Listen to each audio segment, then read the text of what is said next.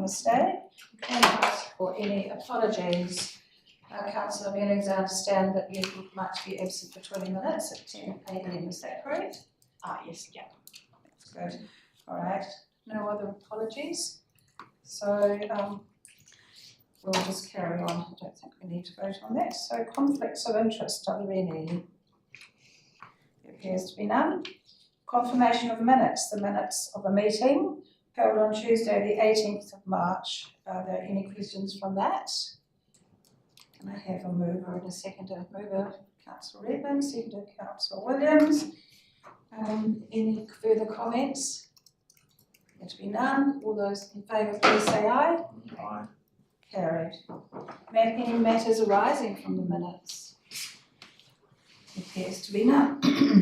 The notes of a workshop of the Utilities Roading Committee held on Tuesday the 18th of March. Any questions on that? Do I have a mover and a seconder for that? Councillor Mealings, Councillor Redmond, do you wish to say anything? No. All those in favour, please say aye. Aye. Deputations and presentations, there appear to be none. So now we go to item number 6, which is portfolio updates. Thank you, Roading Councillor Philip Redmond. Right, that's come around very quickly. Oh, we're quick today.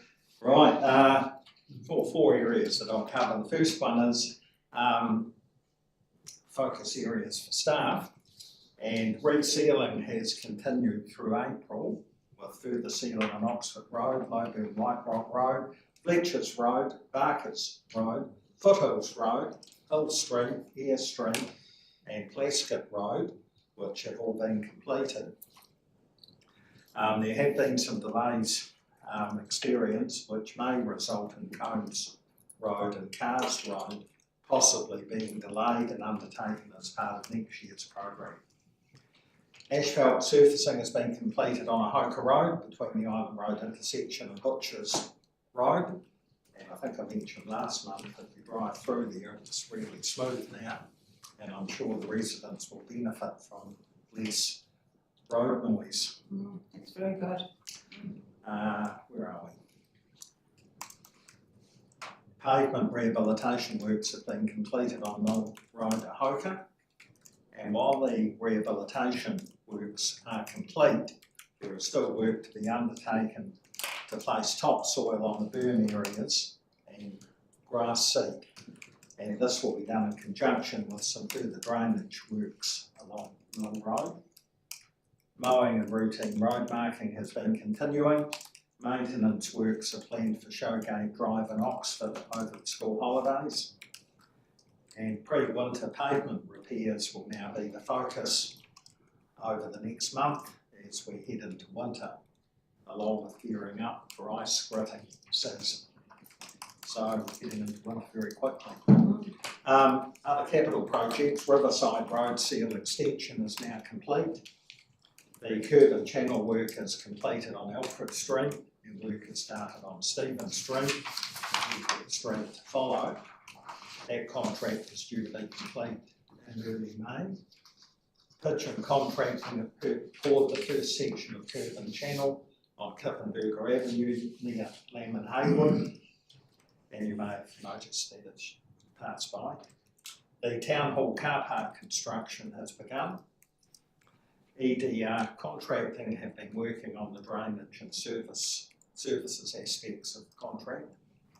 The tender for Charles Street curb and channel replacement has been awarded to EDR contracting. Work is programmed to start late April, early May, and is due to be completed by mid-June. An overnight closure on William Street between Dale Street and Smith Street is planned on Sunday, 14th of April, for road marking works as part of the Kaiapoi North School Safety Improvement Project. Other work is continuing on Raven Quay to upgrade the stormwater, water and sewer networks. The site is going to be reduced as much as possible ahead of the Anzac Dawn service, as those works are adjacent to the cenotaph. So hopefully that'll be tidied up as much as possible. Main power continuing works on Smarts Road with a closure in place at Rangiora Woodend Road through to the 30th of April. Temporary traffic lights are in place on Rangiora Woodend Road across the Smarts Road intersection during the day to the 16th of April, which is tomorrow.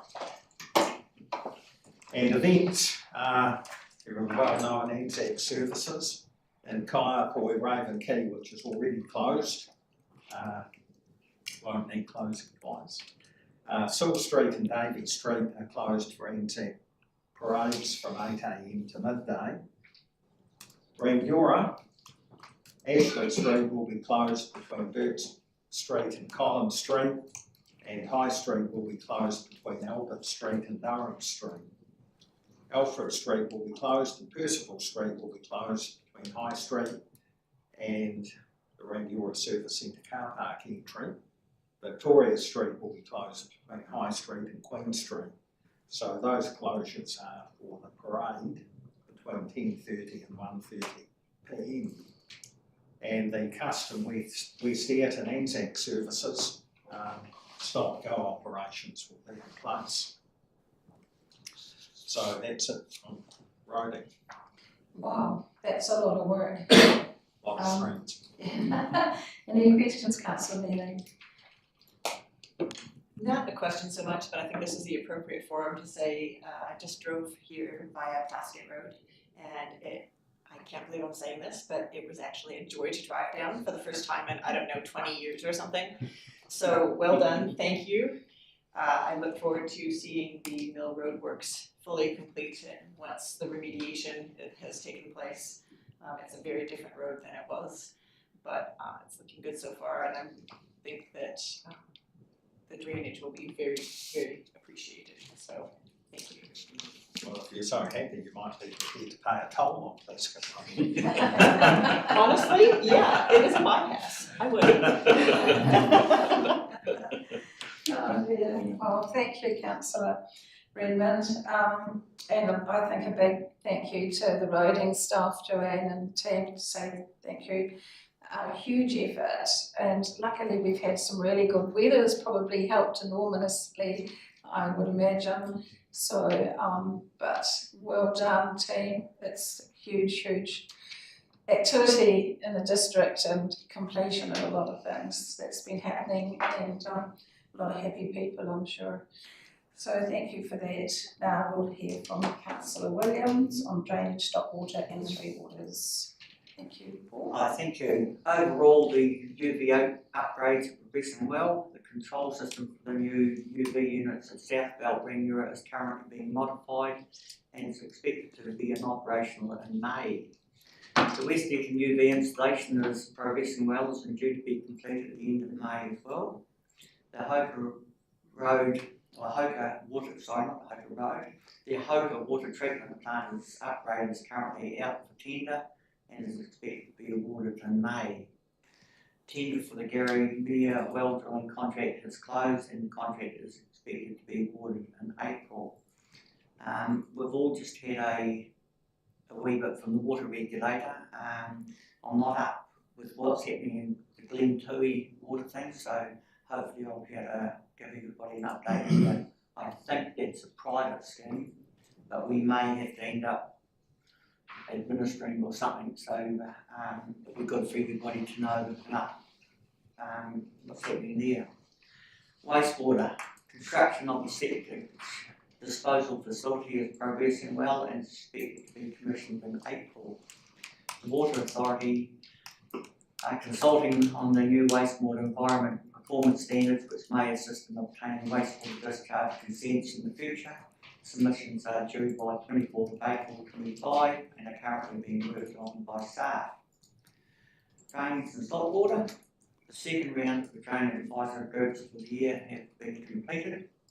There was an all groups meeting proposed to be held on the, I thought it was the 17th of July.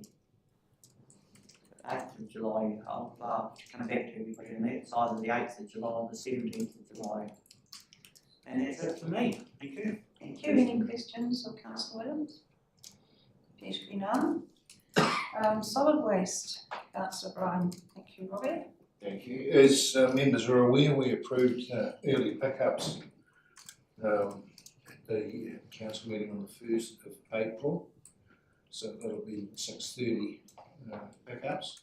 Easter and Anzac collection times. The website, social media adverts will be provided to customers this week to advise the change in collections. Audits. Eco Educate effectively finished auditing Friday 11th of April. Pleasing to see more gold stars being issued for 100% correct recycling. There will be some days that the audit team will be out in May to check on areas that have multiple contaminations. Full data analysis will be available at the end of May. Drivers are still actively checking bins for some residents that have had repeat contaminations and may need the full process for bin removal. The Southbrook Resource Recovery Park, the shop will be closed from Easter Friday through till Sunday to undertake a revamp of the interior. Walls and shelving will be painted and better internal structuring take place. As I mentioned to council last Monday week,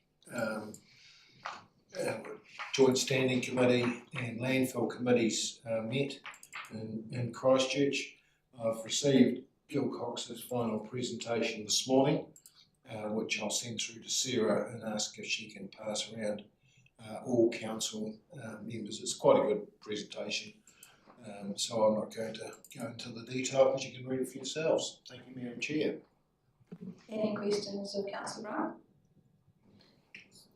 Councillor Williams? Just clarification that all groups meeting for the drainage is on the 16th of July. Oh, right, thank you. Right, thank you, Councillor. Oh, Councillor Cairns. Thank you, Madam Chair. Robbie, how many bins have actually been removed from locations around the district? And do they get them back at some stage, or are they forever lost? Very good questions, Councillor, and I will get back to you with the answers. Thank you. Thank you for your report. Thank you, Councillor Bryan. Mayor Dan is obviously very busy, and so we'll just bypass on transport for today. And now we go to 7.1. Joanne, thank you. Matters referred from community boards River Road approval of scheme design. Number 61 to Inverton Drive. Thank you, Joanne.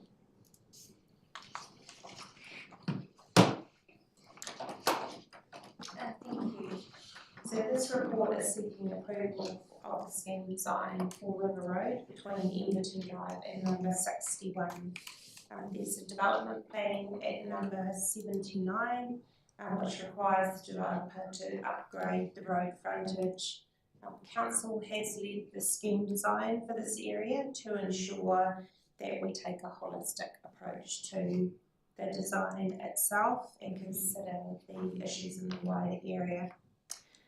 The scheme design maintains a 7.85 metre wide carriageway, which is the same as the section that has recently been upgraded to the immediate east, acknowledging that this is a busy area for heavy vehicles. A separate report will be brought to council on the timing and costs of the portions that are outside of the immediate development area. I'm happy to take any questions. Questions? Seems like everybody's happy with that. So do I have a move and a second to accept the scheme design? Councillor Williams moved, seconded. Councillor Bryan? Councillor Williams, do you wish to say? Yeah, we had good discussion at the community board on this, and apart from myself not liking so many parks, it looks all good. Councillor Bryan? No. Right. All those in favour of this, please say aye. Aye. Against, carried. So thank you, Joanne, for that. And then we go to 7.2, which once again is approval for Hartwell School Road Safety Improvements Scheme Design. So So this report seeks approval of the scheme design safety improvements outside the Clarkville School, and Community Hall on Haywoods Road. These improvements are planned to formalise the area, improve safety for the children who are crossing the road and hopping in and out of cars at that point. We will work through a number of options with the school and the community folk to agree what is in front of you now. And we will be working with the school on a communication plan with the school community to ensure they understand how that area will operate at its best. Happy to take any questions. Any questions of Joanne? Looks like everybody's Councillor Redmond. I'm happy to move. You're happy to move, and Councillor Williams seconds that. I think this has been well thought through and well discussed, so there we go. Any comments, thanks? Thank you, Madam Chair. Yes, I'm pleased this matter has come to an end. It was interesting that it was the Hall Committee that raised the safety issue, That's right. and rather than the school. But there have obviously been a change of thinking with the school, and the Hall Committee are now working together and have agreed on this outcome. So I think it will improve safety for children arriving and departing from the school. And there was a good discussion at the Kaiapoi to Iwi Community Board last night, which also endorsed these recommendations. So I think it's really a win-win for everyone. I'm not saying it's going to be perfect, but it's certainly the first step in the right direction. So I'd like to thank Joanne, because I'm pretty sure you and I attended a meeting of the board, the whole committee at one stage, and Pete and the roading team who have come up with this, because it, to me, looked a very difficult situation to try and get a solution. So anyhow, the main thing is that the whole committee, who are an integral part of this, and the school are in agreement, and I think it's a good outcome, so thank you to everyone. Thank you. Councillor Williams, do you want to say something? Same thing, really good to have the staff actually listening and working with the school, because I think the school's the most important side of it, because they're the ones that use it every day basically, so a good outcome in the end, thank you. Any other further comments? Right, all those, I'll move that we accept this design scheme. All those in favour, please say aye. Aye. Against? Carried. Thank you, Joanne. So then we go on to another one, 7.3 Leeds Road footpath. Once again, approval for scheme design. Thank you. So with this project, we did carry out a full design to see whether we could look at tying in the heights of the proposed footpath with new human channel in the future to prevent rework. Unfortunately, due to the very flat nature of the area, that couldn't be achieved without creating drainage issues for the adjacent residents. And as such, we've got two options in front of the community board tonight to consider a footpath that would be built at the existing ground levels, either as a gritted footpath or else as a asphalt footpath. The community board last night moved recommendation C, which was the gritted path. Happy to take any questions. Right, Councillor Redmond, thank you. Joanne, I think the recommendation passed for B, not C. C is asphalt. So my apologies, you are correct, it was B. And am I correct in thinking that they also deleted D and E? Yes, that's correct, yeah, Right, thank you. because they related to the asphalt footpath. So what are you recommending? Any other further questions first? Would you like to? I'm prepared to move. Would you move?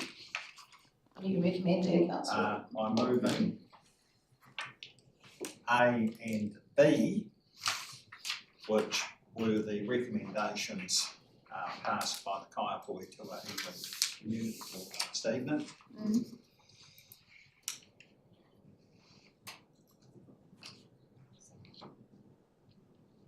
Right. Councillor Meanings? Sorry? You second it? Okay, so we're recommending A and B, is that correct?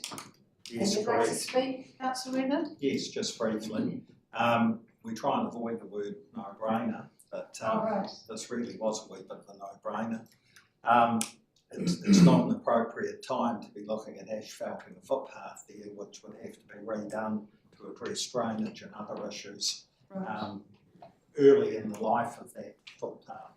And this is not a footpath to nowhere, as we discovered last night. It's a footpath to the bus stop around the corner, which apparently is very well used. Oh, God. So this is improving the level of service. There is no footpath there, just a track at the moment. So I'm pretty sure that the residents who use this will be very happy with a gritted path, which is certainly cost effective, forms the basis of asphalting later on, but that could be many years away. Right. So I'm very pleased that the community board adopted A and B, and I'm asking you all to do the same. Thank you. Councillor Meanings? Yes, just briefly, this is a pragmatic response to the issues. We have gridded paths that work just fine in other places. It gets the community that footpath that they have been asking for, and it's also kinder to the budget, and does not preclude the ability for us to upgrade that in the future. I think they've come to a good decision, and I'm happy to support it. Thanks. Any other further comments? I'll put that to the vote. Oh, Councillor Redmond, would Just you in like my to right proposal. reply? I did come across a gritted path out at the Oxford Dog Park on Sunday. Right, So there are various examples of gritted paths in the district, okay, and they're very adequate and satisfactory. right, Thank you. all right, okay, thank you for that. Right, I'll put that to the vote now. All those in favour of A and B, please say aye. Aye. Against? Carried. Thank you for that. Any matters for information or questions, understanding orders? Any urgent general business? Okay, so now, well, could I have a move and a seconder, please, so that we go out of public and go into public excluded. Mover, Councillor Bryan, seconder, Councillor Redmond, and we now go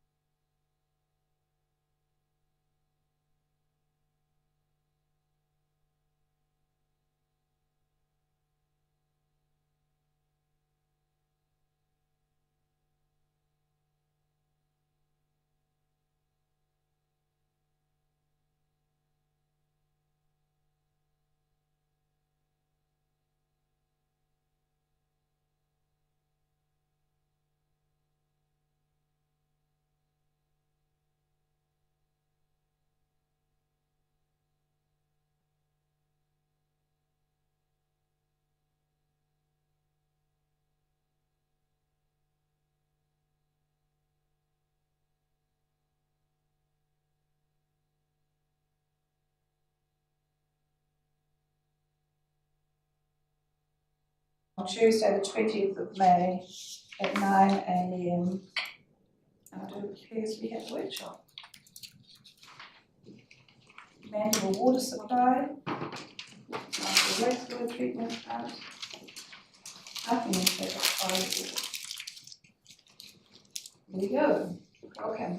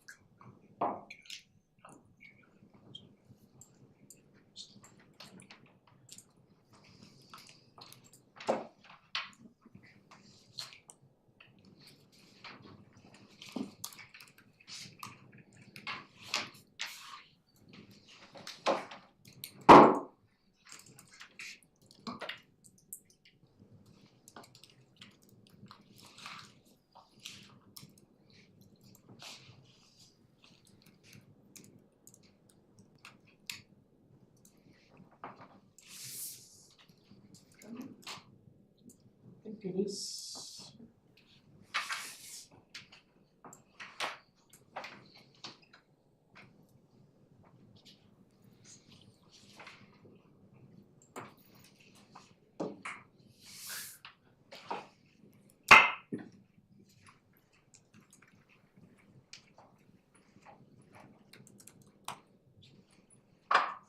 So it's making it through here, it's just got two screens.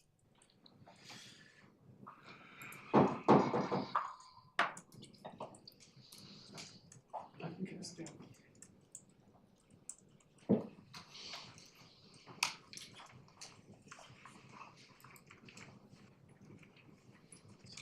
Just keep this one.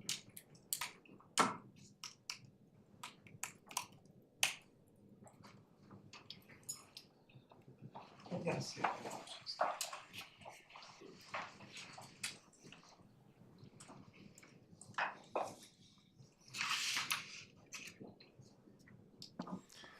Thank you, Madam Chair. Apologies for the technical difficulties. That's all right, we're away now. So the purpose of this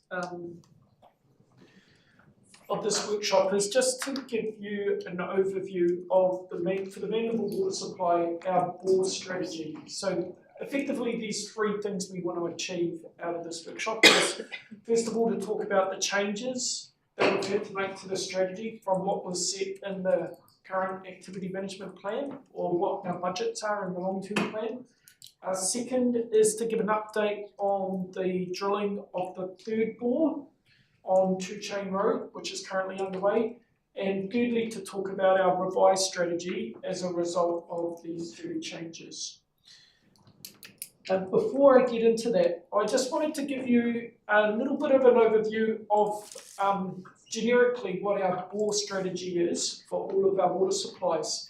And we use this term N+1 that you might hear mentioned in reports or in meetings, and that's all to do with redundancy. So N is the number of bores that we actually need to meet our peak day source demand. So how much water we need to take out of the ground to be able to meet our peak day. And the +1 is an additional bore for redundancy. So if you look at the examples here, and these are just hypothetical, a small supply that has a source demand of 10 litres a second will have potentially one bore that provides it. Then we have a +1 shown here in red that gives us our redundancy. For our larger supplies, and again this is hypothetical where we've got a much larger source demand of 150 litres a second, we potentially would have 3 bores providing that peak day demand, each 50 litres a second, and then a 4th bore giving us redundancy, but that would only need to be 50 litres a second. And one of the key reasons that we need to have N+1 redundancy is effectively because if one of our pumps fails, there's a lot of work and it takes a lot of time to actually take that pump out of the ground to then actually address it. Some of these pumps can actually have long lead times as well. So you might have heard in the past we've put in temporary pumps while we fix the other pump. And Gary Mayer that Caroline just mentioned is an example of where we've only got one bore, and in the weekend on a Saturday, Sunday we had issues, and luckily we had the water unit, our 3 water staff and our contractors that we had responded really well to get that supply back online as soon as possible. So for the Mandeville bore strategy, when we set our activity management plan, so the situation that we were expecting to be in for 24-25 was we've got bore 1, which you can see in the plan there, which is where the reservoirs and pump stations are on 2 Chain Road. So bore 1 is giving us 7 litres a second. Originally, when that was drilled back in about 2001, we were getting around about 25 litres a second out of that bore. But in the earthquakes, the yield from that was affected. And we initially looked at doing some work on that to try and redevelop the bore, which wasn't successful. So we've ended up drilling bore 2. So that was drilled in about 2012, 2013, after the earthquakes. From bore 2, we got 26 litres a second. At the moment, the source demand for Mandeville is about 25 litres a second on a peak day. So in the middle of summer, we are quite vulnerable on Mandeville. So effectively, we have no redundancy. And I've put a double asterisk there because the goalposts have changed for us. In the past, we relied on our backup sources at Tram Road and also on Fernside. But we now consider those to be emergency sources, and that's because of the higher drinking water standards. They don't have any treatment, so those sources alone would mean that we could use them, but we would have to issue a boil water notice. So we don't have any redundancy on the Mandeville scheme to be able to provide us with backup supply without having to issue a boil water notice. So the AMP strategy and where we were heading was to drill bore 3 in 24-25 and connect that up in 25-26. That would give us the redundancy we needed and reduce our vulnerability. And then we were expecting to drill a 4th bore in 29-30 and connect that up in 30-31. So when we started on this process, we were expecting to get 25 litres a second from both bores 3 and 4, given that in the past, bore 1 and 2, or bore 1 had 25 litres a second in the past, and bore 2 was getting 26 litres a second. There have been a number of changes, unfortunately. So first of all, bore 1 is no longer considered suitable for use. And that is effectively because we have some issues with turbidity in that bore. So when we start it up, it can actually cause some turbid or cloudy water to be brought through. And previously, with the compliance rules, we could actually comply. We had done some system modifications to set the alarms at a lower level in terms of when we were getting turbidity issues, which gave the operators more time to respond. And we also had set up a run to waste, so the bore pump would start up and we'd run it to waste for a period of time, hoping the turbidity would settle down before the water would go through the UV. And so Caroline's team and the water unit have spent a lot of time trying to actually optimise it to reduce any turbidity spikes coming through the system. And you can see there we've got an incident response time, but what we've found is we haven't been able to confidently operate that bore number 1 without having any spikes in turbidity. And as soon as we get a spike in turbidity through the system, we have to report that as non-compliant, so the UV disinfection, that's our lamps that actually will blast it, blast the water going through, if that's the best word to use. So that dose the water. If we have anything above 2 NTU, it will be non-compliant. So we have effectively had issues where we can't guarantee we can run bore 1 without having any turbidity issues. So currently, bore 1 is not being used. The other thing that's changed is progress with drilling bore 3.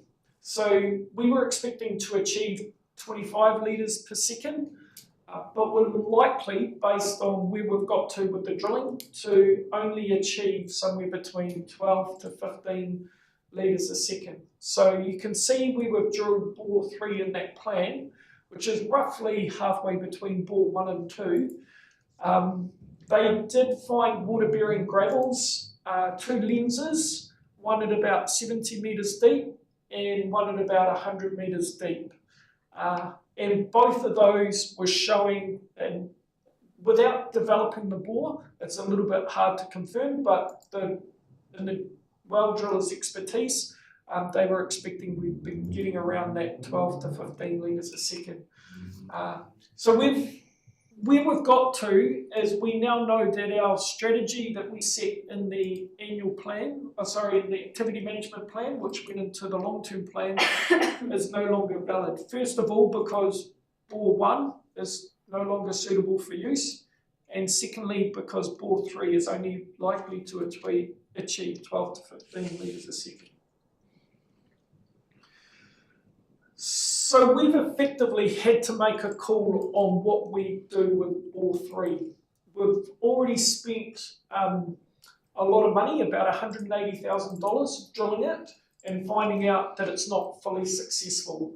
So we had to make a decision about whether we should actually spend more money to develop the bore and to bring it online, knowing that we would only get about 12 to 15 litres a second. So we've done a detailed assessment and looked at a range of different options and combinations, and the conclusion has been that we believe that there's about a 75% chance of requiring bore 3, even if it is only giving us 12 litres a second. We would still need to drill bore 4. We would still need a new bore 4. Would still be required. Sorry, I'm not being very clear with that second point.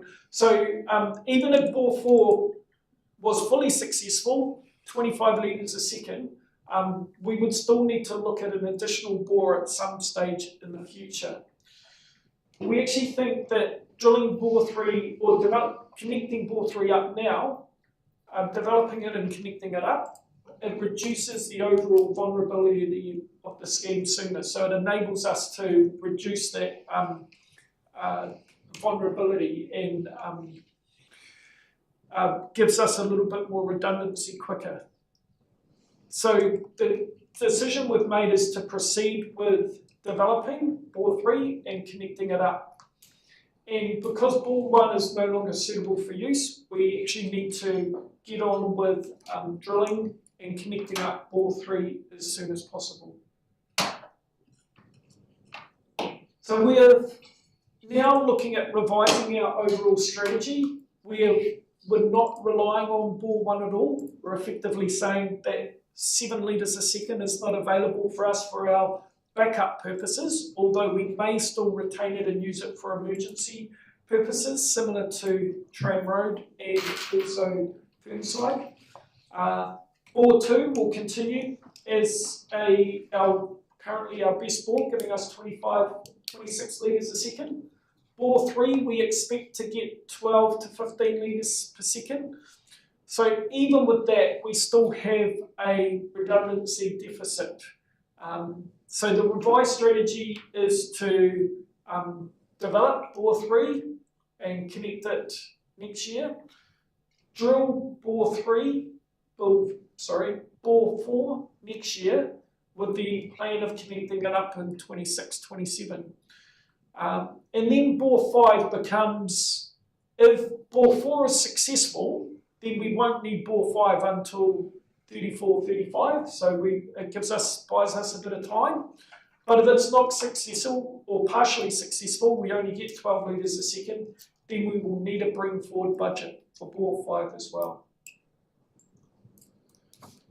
So in summary, and there's quite a bit of information in these slides to get your head around, but in summary, bore 1 is no longer suitable for use. Bore 3 is only likely to give us 12 to 15 litres a second.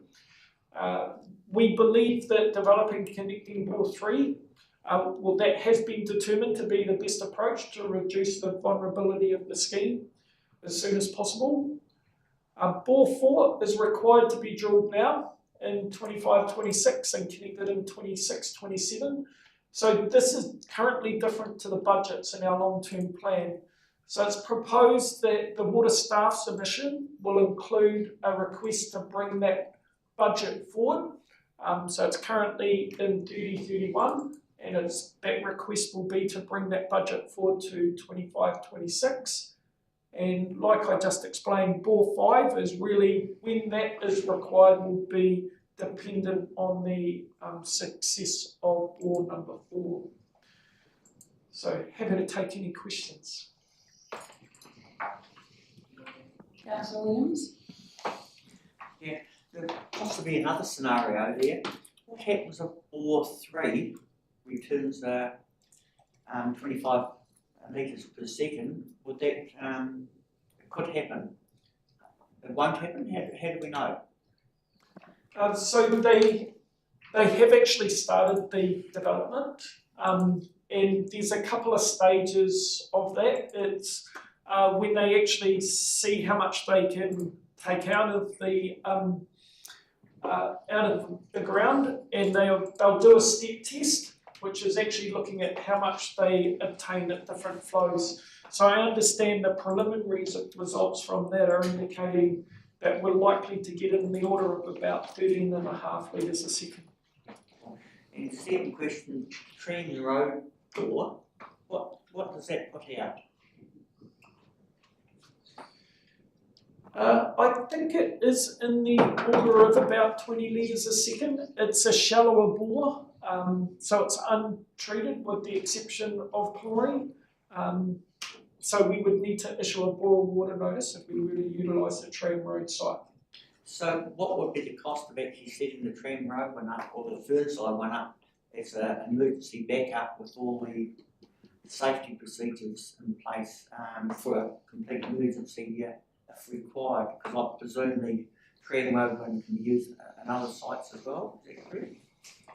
Are you effectively asking what would it cost to install treatment at the Tram Road site? I don't have that figure on me, but effectively we would be replicating all of the treatment systems and control systems that we have at the Two Chain Road site. But on a smaller scale though. Yeah, so imagine if we have to build a brand new UV treatment plant. So we do have emergency chlorine dosing at the moment. So I think the UV treatment plant will be the key cost if we want to make that into a actual backup site. And I wasn't meaning don't do these new bores. I was meaning potentially for an emergency source if we needed it. yeah, so at the moment it is an emergency source that's usable. Like Kelly said, because of the new rules requiring protozoa barrier, we will only be able to use it with a boil water notice, but it can still be supplement the supply if required in an emergency situation. I just think it'd be nice to have an estimate of what it would cost to bring it up for an sole emergency situation, so we wouldn't have to do a boil water notice, because we've had bore number 1's been vulnerable, losing there. It'd be horrible if we lost the whole of those sites and Mantle, and we didn't have any other option. Thank you. For my penny's worth, I think that my question to you would be probably, could we have bore 3 as the emergency backup? Continue with bore 4 and but retain bore 3 as the default backup. And that because you've already, you've already invested in that, and bore 4 might give you enough capacity to hold off even bore 5 for a long, long time, but then bore 3 could become your default bore. Does that sound like? Oh, does that sound? Sorry, didn't realise. Does that sound right? I think bore 4 sounds like a good scheme, but my thoughts would be bore 3. Would that be a good option as an emergency backup? Or Yes, it would. If bore 4 was fully successful and gave us in the order of 25 litres per second, it would likely be that bore 2, which currently is a good bore, and bore 4 would be the main bores that we use for the supply of the Mandeville. Bore 3, even at 12 litres a second, provides us benefit in terms of providing that redundancy for at least the next 10 years. So it actually gives us that operational flexibility if we did have a issue with either of the other two bores. right, so yeah, looking at it, I think your thoughts are pretty good. Anybody else got any thoughts? Councillor Redmond or Councillor Fulton? Thank you. This is a site I go past every day. I think here I've been asked sort of questions about the site, suitability, risks of the site, and the work that's been done. Do the initial scoping reports indicate that this had risk? I understand the risk of drilling for water, but it is a particularly arid area. Famously so in Swannanoa. So what were the risks, and before we set out on this drilling process and investigation of options? I'd be interested to see. Yes, so we did commission a hydrogeological assessment, and so we can make that available in the report, in the staff submission report. So that actually did go through and consider the 2 bores that had been drilled, as well as looking at all of the other surrounding bores in the area. It's fair to say that, correct me if I'm wrong, Caroline, the other bores are not as deep as our bores in the area. So there's, if you were going down 30 to 50 metres, there's a lot of bores to get a degree of confidence, but in that 70 to 100 metres, there's not as many bores in the area. So a lot of choosing the site between the 2 bores was actually based on the fact that bore 1 initially was giving us a good yield, and that was at about 100 metres. Bore 2 was actually only drilled to 70 metres, and we got good water at that depth. Going in the middle, we found both of those 2 lenses of water-bearing gravels, but we just didn't get the yield we were expecting. And talking to the well drillers, that they would say that's the luck of the draw.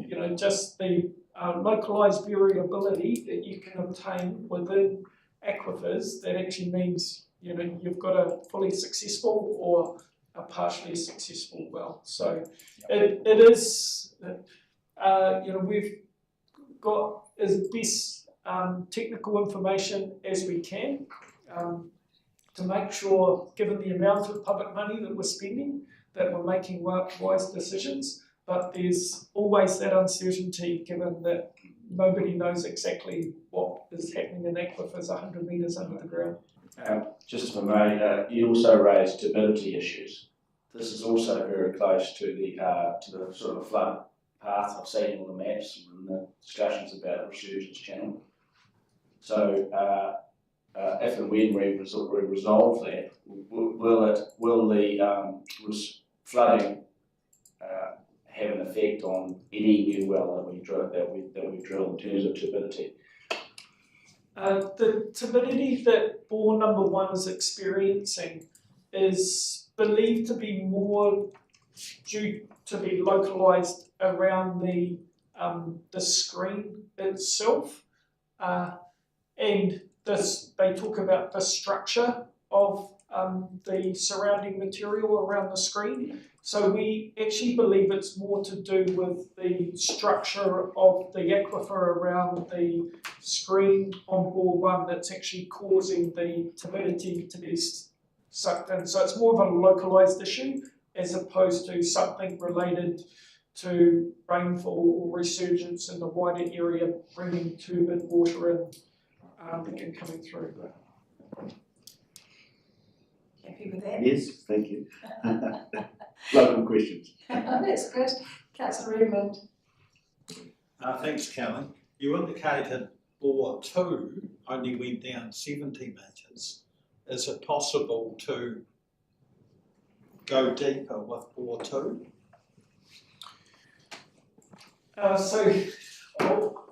Some of the discussions we've had with the driller regarding bore 3, so we've drilled it to 70 metres, we've got what they estimated to be about 12 litres a second, they've gone down to 100 metres, and this is getting beyond our ability in terms of what drillers can actually do, but they've got the choice to have 2 different screens at different levels, but it becomes a bit more complicated where the pump gets inserted and making sure it's not going to compromise the operation of the pump.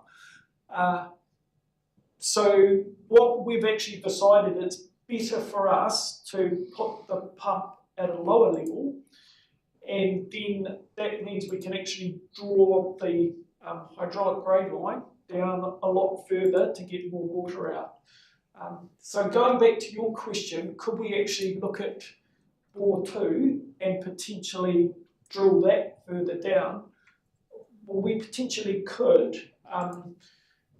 Given that it was drilled back in 2012, 2013, there's some risks around can we actually mobilise that existing casing. But because we're already getting 26 litres a second, which is what we want to achieve, we wouldn't expect we would achieve anything more by drilling deeper. Interestingly, when bore 1 was originally drilled, and Jared was involved in that process back in 2001, 2002. So that was the first bore of that depth drilled in that area. So they drilled to 70 metres and found the first lens, drilled to 100 metres and found the second lens, and they kept on drilling to about 160 metres and didn't find anything further. So that's why they went back and returned to focus on the lens that they found at 100 metres. So I'm not sure if that's fully answered your question. We would probably advise against, given that bore 2 is successful and giving the water that we need, the flow that we need, we would advise against, trying to drill deeper. Potentially we wouldn't get any additional flow out of it, and we may even compromise what we're getting out of the 70 metre lens. How deep is bore 3? Bore 3 has been drilled to just over 100 metres to find the water. So we found water in both lenses. Right. And did you consider going deeper on bore 3?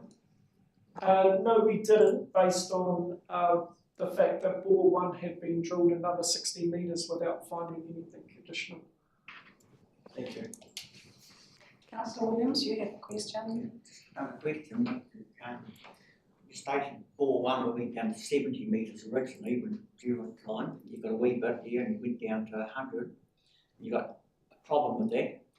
Is it worthwhile lifting that back to 70 metres to see if you lose that stability for a smaller gain? Because after all, bore 1 will be obsolete, basically. Yes, so we've asked that question of the well driller as well.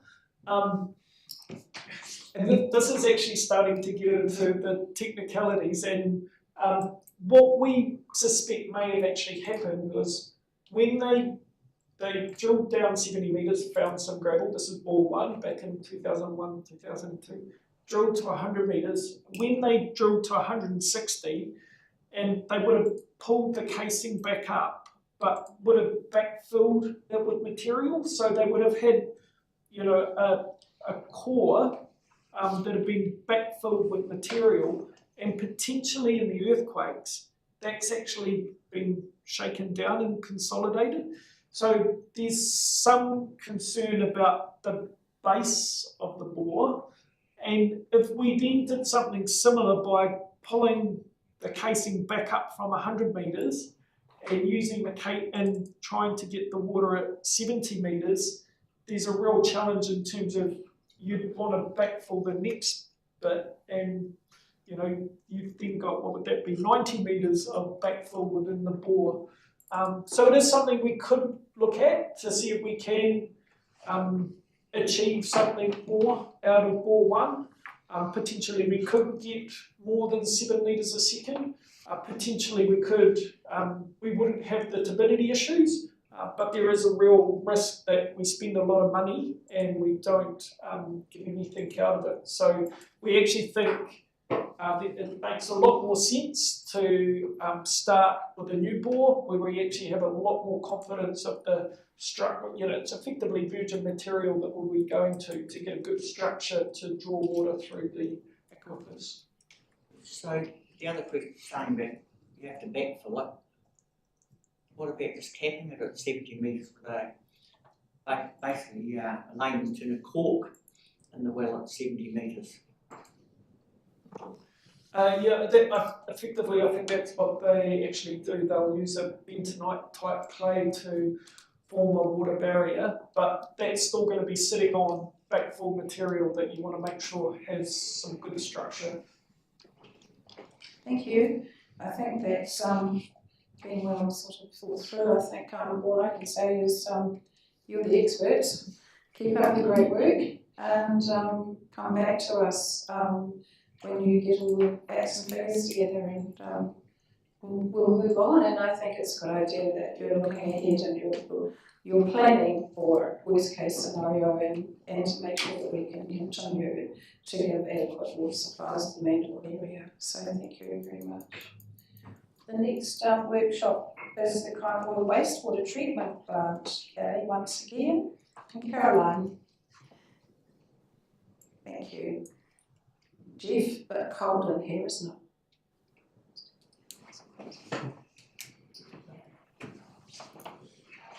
It's all about Jeff. The temperature, man. Yes, why was that? Everyone's got the jackets. Oh, even the jackets are getting cold.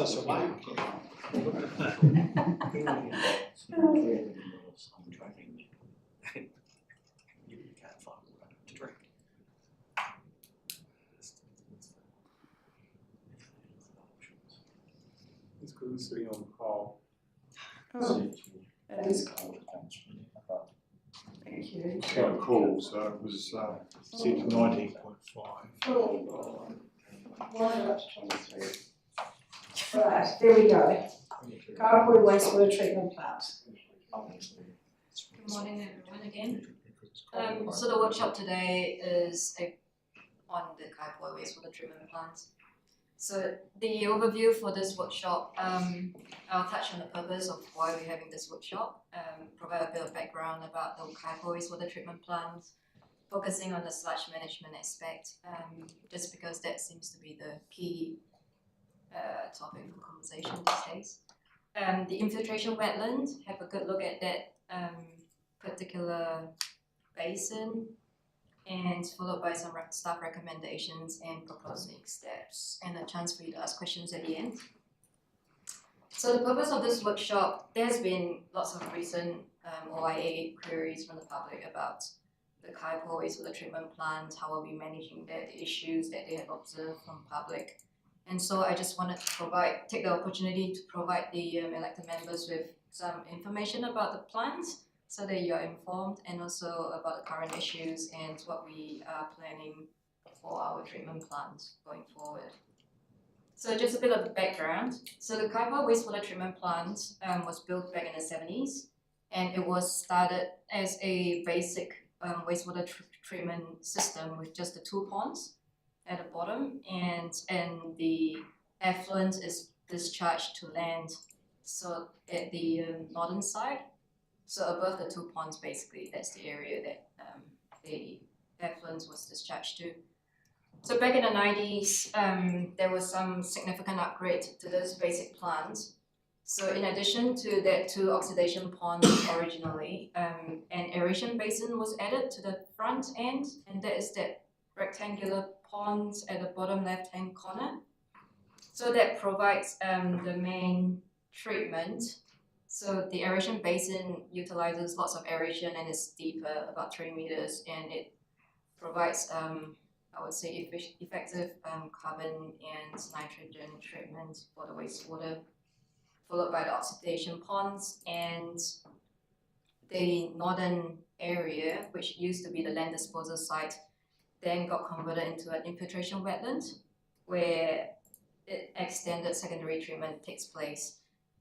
And sand filter was also built, and that's north of that aeration basin at the bottom. And that sand filter basically treats the effluent before that's being discharged into the river. So in the late 2000s, the ocean outfall was constructed, and that basically consolidated all the wastewater effluent from the 4 treatment plants in the district, in the eastern district, that being the Rangiora, Waikuku, Wooden, and Kaipoi plants. So Rangiora was discharged to Kaipoi, Waikuku discharged to Wooden, and collectively the effluent from Wooden and Kaipoi gets discharged into the ocean outfall to the right. And we have a resource consent that expires in 2039 for that. So because of this upgrade to the ocean outfall discharge, additional upgrades was carried out to the Kaipoi wastewater treatment plant, whereby the sand filter was removed. The constructed wetlands, 2 of them was installed. We also installed UV disinfection to treat the treated effluent before it gets pumped out of the effluent pump station to the ocean outfall. And so this is what Kaipoi wastewater treatment plant looks like present day. And there is inlet screening at the bottom. The wastewater goes through the aeration basin, through the oxidation ponds 2A, 2B, and then it flows through to the infiltration wetland, does a loop around, comes through the 2 constructed wetlands, gets treated by the UV treatment, and pumps out through the effluent pump station to the ocean outfall. So somewhere around the top of that oxidation pond 2A is where the effluent discharge line from Rangiora takes place, and that gets mixed in that infiltration wetland before it all goes up together. So some of the upgrades and maintenance that we do, so there are planned capital upgrades for the Kaipa wastewater treatment plant. So the basic thing about this is the existing plant is actually designed to cope with future flows and loads up to 2069 in terms of treatment, hydraulic capacity. So there isn't actually any upgrade that's required to meet the growth. And the capital upgrades that we have currently planned for, we are replacing the inlet screens because that's the end of its useful life, and that project is ongoing. We are replacing 2 inlet screens that should be completed next financial year. And also there is plans for an UV treatment upgrade in the long-term plan that is due to happen in 2040. That is based on capacity to meet growth, basically. However, we think that that UV treatment upgrade could happen sooner just because there is a limited life to equipment, and it should be looked at somewhere between 2020 and 2030, before 2030, sorry. So in terms of maintenance, we carry out regular maintenance at the treatment plant. The inlet screens, the aerators in the aeration basin. We maintain the UV treatment units and the pumps in the inlet and outlet pump stations, so that it's all regularly maintained. We clean out that balance pond at the effluent pump station on an annual basis. we have desludging planned for, so we do carry out desludging, and I'll cover that off in more detail in the next few slides. But so there is desludging of one of the 2 oxidation ponds planned in the next financial year. And also we are looking at replanting some of the plants in the constructed wetlands. So that's what we have got planned in our program currently. So well, I'd like to talk a bit about sludge because that seems to be very topical. So sludge is basically produced as part of the natural biological wastewater treatment process. And however, the literature available isn't very helpful in terms of how often should you desludge your ponds. So some suggestions that exist in different literature sources vary from between 5 to 10 years, or it could be based on the sludge accumulation in the ponds. So imagine basically as sludge accumulates, it takes up capacity in the pond, and that reduces the treatment capacity in the pond. So periodically you have to desludge your ponds to make sure that there is enough capacity left for treatment.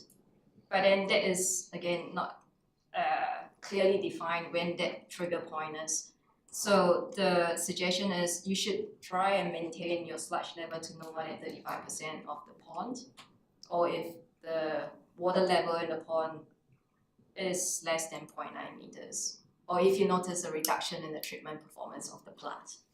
So and bearing in mind, because mainly the sludge affects the treatment capacity of the plant, the focus is on the actual treatment ponds, your aeration basin, your oxidation ponds, which provide the main treatment for wastewater treatment plants. Not so much the wetlands, because that is just for polishing basically purpose. And so it is good practice to carry out sludge surveys every 5 years just to understand what the sludge levels of a plant are so that you can plan for desludging. So we have, in terms of desludging at Kai Poi, we have desludged the aeration basin back in 2016, one of the oxidation pond 2B in 2015, and a section of the infiltration wetlands, the big wetlands, back in 2018. And we have pond 2A planned for desludging in 25-26, and there is currently $1 million allocated in the long-term plan for this. So looking at that, I just want to touch a bit more on the infiltration wetland. So the infiltration wetlands basically is that big blue area up there on the screen. It's about 27 hectares, and it's currently operating at about a depth of 0.5 meter, give or take. And like I've mentioned earlier, it provides some secondary treatment, but mainly most of the treatment has taken place in the aeration basin and oxidation ponds. And the main function of the infiltration wetlands is to provide pathogen removal, and that's removing your enterococci, your fecal coliform through sunlight action. However, and it is also not an area that is required for the treatment plant as such. So we have utilized that, as you could see earlier. It used to be a big land disposal site, and then when we converted that into a infiltration wetland, it's more for buffering and storm storage rather than treatment. And so it's a legacy issue that we have got this huge infiltration wetland today that we have to manage. But however, unfortunately, it comes with some issues. It is a breeding ground for the young leech flies. It is a big pond that promotes avian botulism. It accumulates algae and cause sludge issues. And there are some short-circuiting in this infiltration wetlands. Just in terms of, you see, there is this sort of like a quarter circle or the right-hand corner of that big infiltration wetland. So that is actually a baffle wall that is meant to channel the water so that there isn't short-circuiting in that infiltration wetland. But because, sorry, I don't have a pointer, but yeah, it's that, that quarter shape at the right-hand corner of the infiltration wetland. And so that doesn't help with the sludge issues that we experience here. Jared can point it out. It's that thing there. Yeah, that's right. So that's the baffle wall. Thanks, Jared. It's alright, at least I'm useful for something. Yeah, so going back, so There's many uses. Yeah. Focused.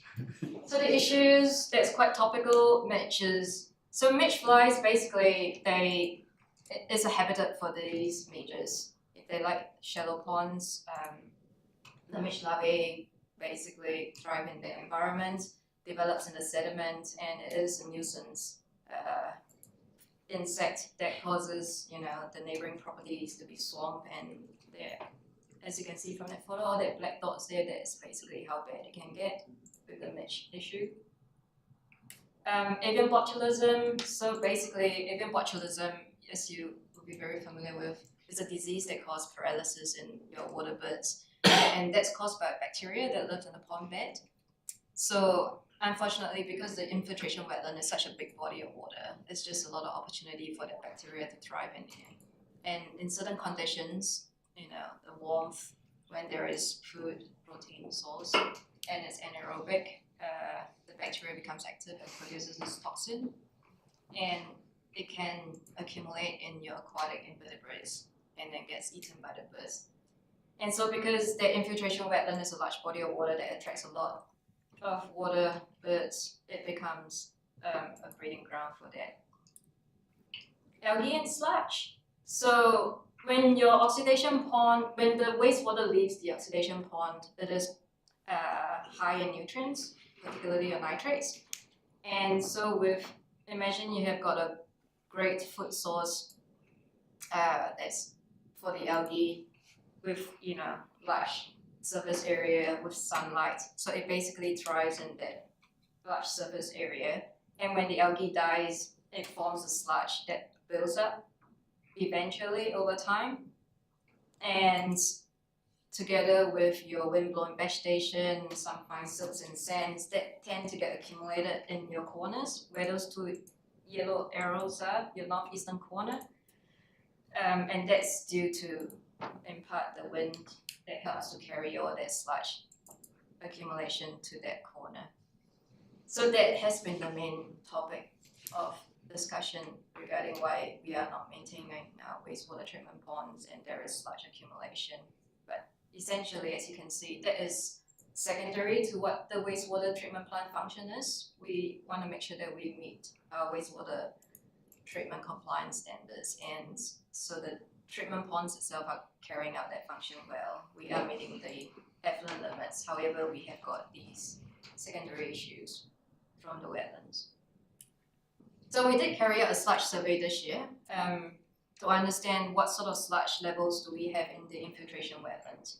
So I'm not sure if you can see up there, basically the darker shades, your orange, that's where you have got significant sludge accumulation, and where you have got the paler yellow-orange color, that's where the sludge levels are lower.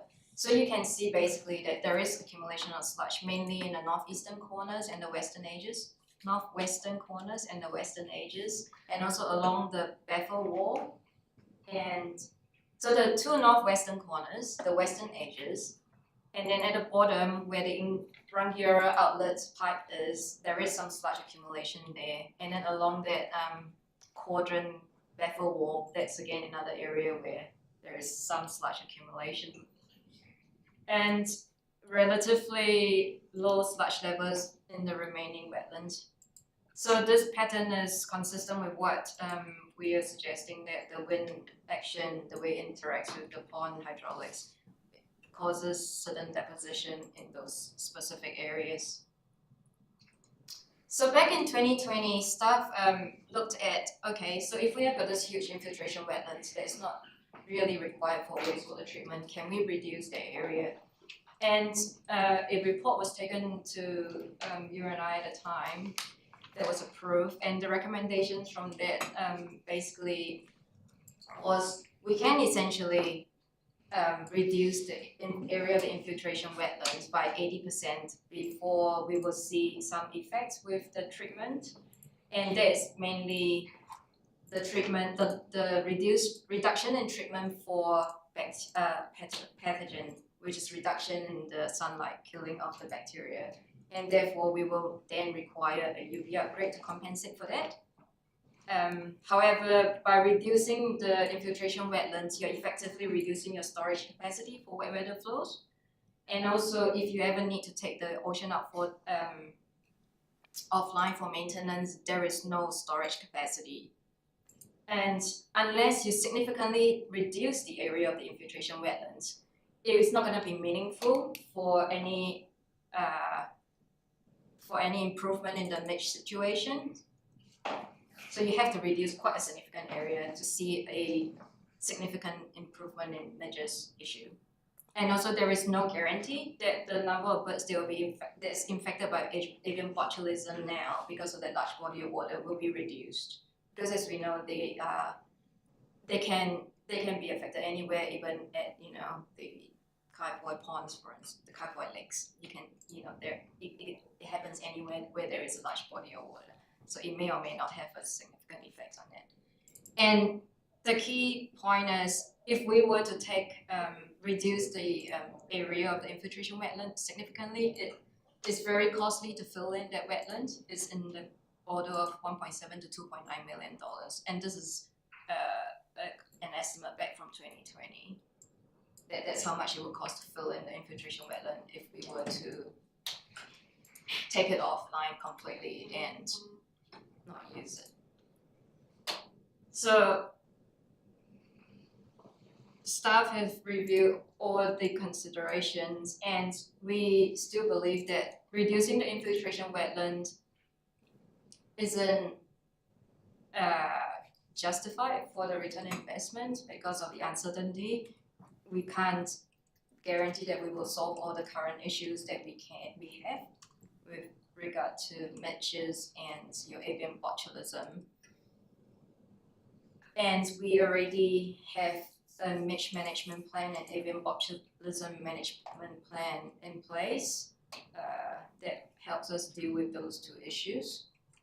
And we do not see that investment in filling in the wetland is going to provide significant tangible benefits that's going to be justifiable. Considering the high cost of deslodging, so back in, sorry, I'm just going to go back a few slides.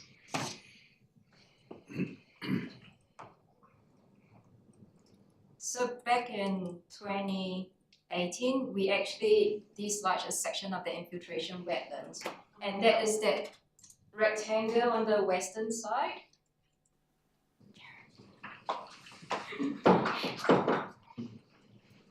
That's right, so that big area there was dislodged back in 2019. And that cost us $340,000. And the observation is, after that was done in a couple of years, there is observation that the sludge has been building up again. So it is a costly exercise to continually desludge and maintain it. And we will need to look at options to manage this. And also, we do not propose to undertake desludging of the whole wetlands on a regular basis because that would be extremely costly for no process gain from the consideration that it doesn't actually provide wastewater treatment as such.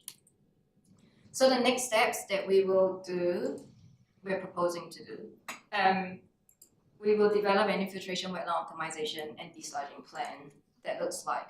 So where we know that in like the northwestern corners where sludge tend to accumulate, perhaps look at options of filling in some of those corner areas so that it's no longer going to be a dead spot where sludge basically has an opportunity to fill up and cause nuisance.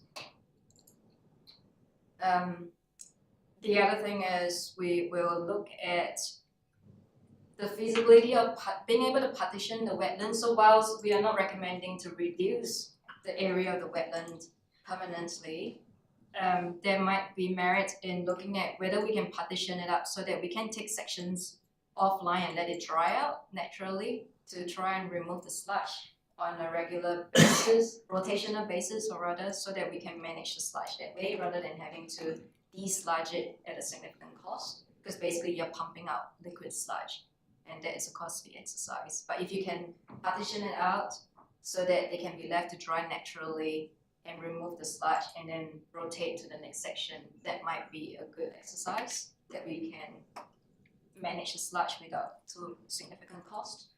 We will look at repairing that baffle wall because that short circuiting isn't helping with the sludge deposition around those areas. And we will need a desludging plan for the western area and determine a good frequency that is acceptable, and any budget that we will need, we will look at requesting that through the annual plan or long-term plan. So, yeah, so that concludes the workshop. If you have any questions. Councillor Williams. Wow, that was a good presentation, thank you. 2 questions. Our consent for the ocean outfalls coming through soon. Is there an indication we may have to upgrade our ocean outfall stuff coming out? And if we have, what are we doing? Looking in, have we got money in the long-term plan for an upgrade if we require to? Because I would imagine, because we've been boring close on the consent now, we're probably going to have to look at that. So that's the first question. I'll let you answer that first. Yes, so the answer is yes, we do have money in the long-term plan. Look, I think the bulk of the money is sitting in 2037, but we have got money starting from the 2031, 32 to start planning, because it is, so it will be a significant upgrade that we will need to do. However, adding to that, there is current proposed national wastewater standards that's out for consultation, and the standards are indicating that it's going to be quite lenient. So depending on whether that gets adopted, it might change the outlook. Because the rules, the standards that are currently proposed are even more lenient than what our current conditions are, which means that we are, based on those standards, we might not need a significant upgrade. Yeah, however, that has not yet been adopted. That's what I'm getting at.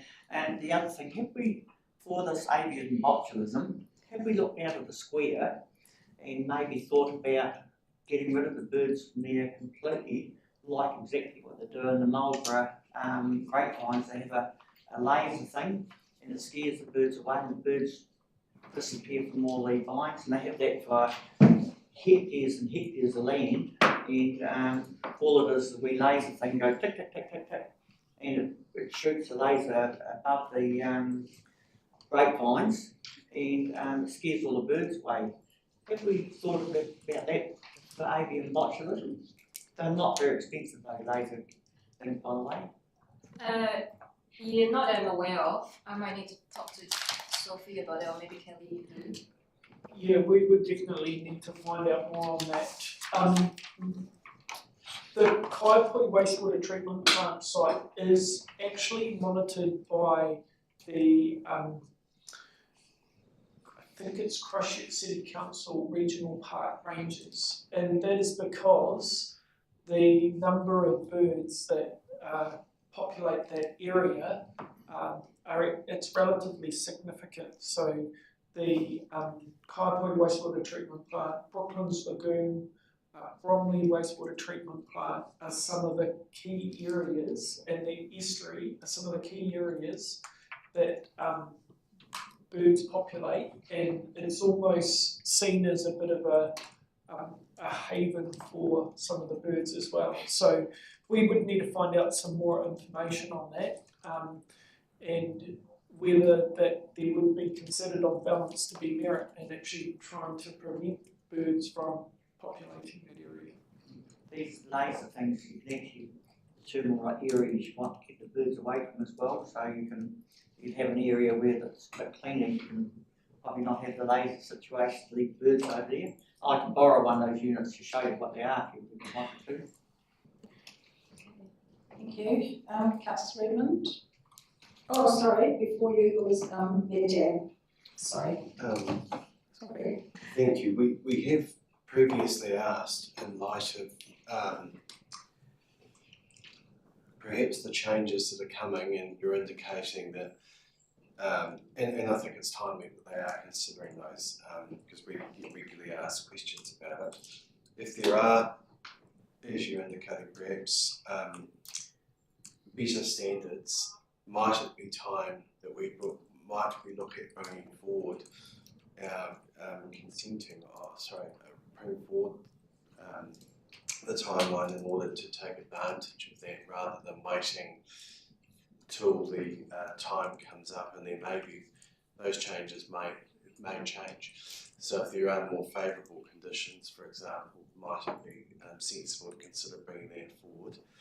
And in light of concerns that have been raised, is there anything now, you don't have to answer this immediately, but are there any changes, if there are any technological changes that we might be considering employing earlier, if it brings about a better result there, noting that there is some interest in the community about this. So just be interested, Caroline, if you've considered those. We did ask about whether the timeline may be considered being brought forward if it was felt that it would be advantageous. Also, there is fast track provisions now. Whether that would meet that, I don't know, but maybe that those are matters we should be contemplating, and wonder if you've considered that.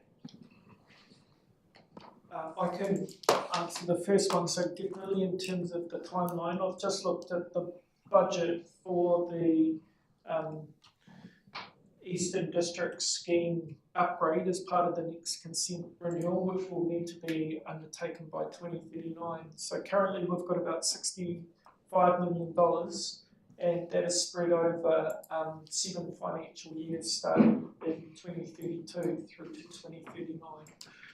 So we could look at, depending on what the final wastewater standards are, actually look at bringing that forward and taking the opportunity to look at getting a new consent for the Eastern District scheme a lot earlier than we were originally planned. So that should definitely be a strategy that we are considering. I think to your second point about additional measures that we could look at incorporating. So our key and core focus is on making sure we're compliant with our existing consent.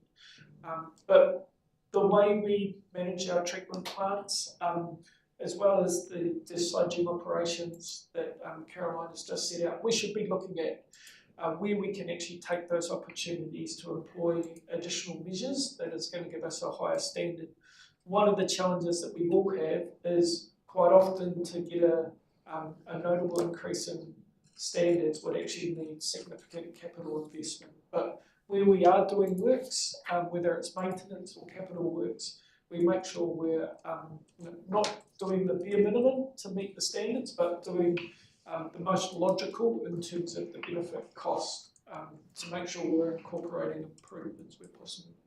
And to undertake that, or to understand where the standards are and to go to there, and whether there is any possible changes that we might consider, what might be a time frame that would be reasonable to ask you to bring back options, or to have a further workshop on that in time?